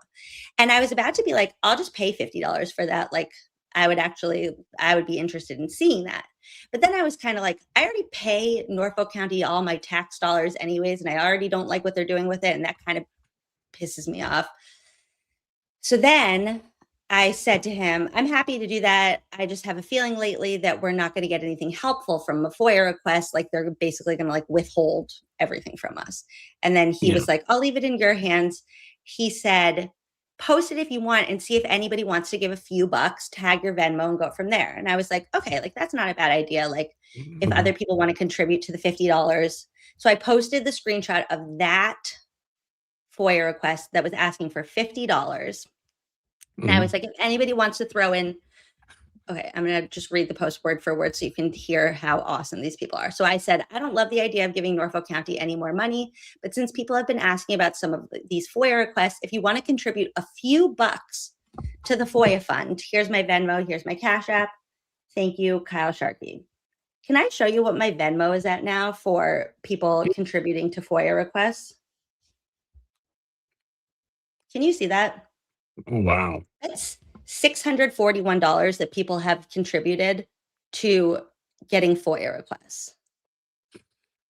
That's how much people like want the truth to come out. So, Emily, number one, people donate. these people are amazing. These aren't donations. This is not for me. Yeah, well, this is why this is awesome. It's like this is like, you know how last week I was saying, like, it's like, I kind of like reached a point where I was like, ugh, I'm like sick of caring about this. And then I see how many people are still invested and still care and still like want all the answers that I do. And I'm like, yes, I am like right back in this. Like, let's go. Norfolk County. I don't know what Kyle Sharkey's going to do with your $641, but we're about to get everything. Oh my gosh, I love it. I love it.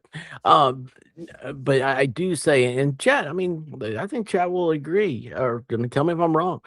People are investing in because of you, not because if I did it, they'd be like, "Who are you?" You know, I mean, no, like you wouldn't know what to do. It is you, and they are following you, and they are like, "Yes, I am Team Emily.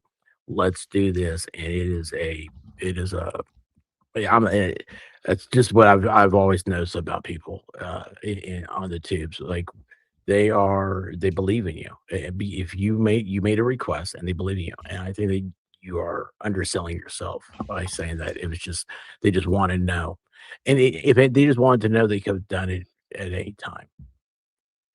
They Well, I want to see what appreciate direction that. you take it in. Right. I mean, I'm just excited that like, I guess that everybody is still like cares this much. And I'm like, yes, I'm right back. I'm over my little like, ambulance ride, and I'm right back to like, yes, I will not stop until we know. To be honest, truly actually don't care what happened that night. I want to know when the police knew what actually happened and when they chose to cover it up. In my opinion, allegedly.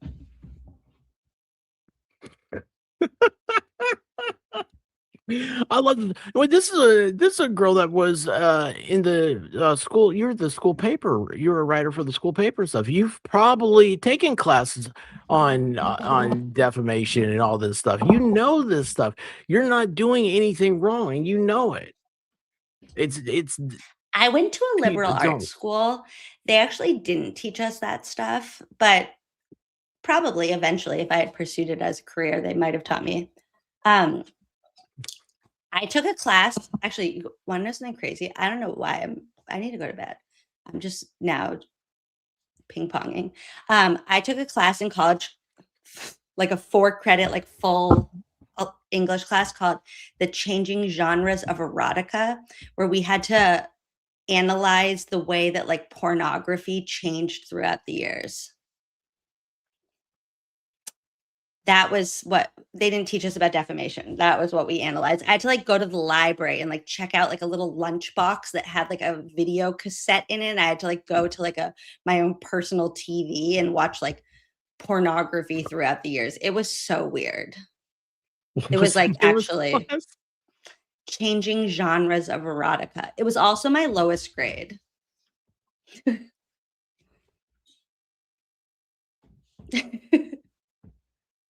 I went to the wrong school. No, it was weird. I'll dig up. I have an essay that was like my trip to the erotic whatever shop. Like it was really weird. Well, I've got to follow this up. Was the videos that you had to watch it, and was it set up so it was like a story, or was it like you were just watching? You had to make your own conclusion. That makes sense. Oh, No, it doesn't. What's a good way to say it? I Was it actually like, oh, this is the top movie of each decade, or was it an actual production of something? Okay, I only remember 2 of the like storylines that I had to watch, and I actually cannot say them out loud because it's too embarrassing, like for me to even think about right now. Literally. So, no, I'm not even yet. This is the end of that conversation. I only know is that there was a girl that was trying to get to a cheerleading competition in Dallas. Her name was Debbie, and she needed to fund the trip for her friends. That came up in class discussion, actually. I did not see that, but that. Nobody, I mean, I don't know if anybody saw it, but that's. I don't know why the Debbie Dallas thing is so popular. Like, oh wait, hold on, wait a second. Here we go. I knew it. There we go. He woke up. That sounds like some programming nonsense. I need to go to sleep. I need to stop speaking. Words need to stop coming out of my mouth. No, wait. I'm gonna find that essay for you. Yeah. See, when Zach's Anyway, telling me to go to sleep, I need to go to sleep. Well, he's been in Dallas. Debbie Joe said I've never been to Dallas. I think we all need to go to sleep. I need to go to sleep before I love more her. words come out She of my is mouth. so great. I never Broken Baker. I also took that class. I never finished it. That's why I still do research on the topic.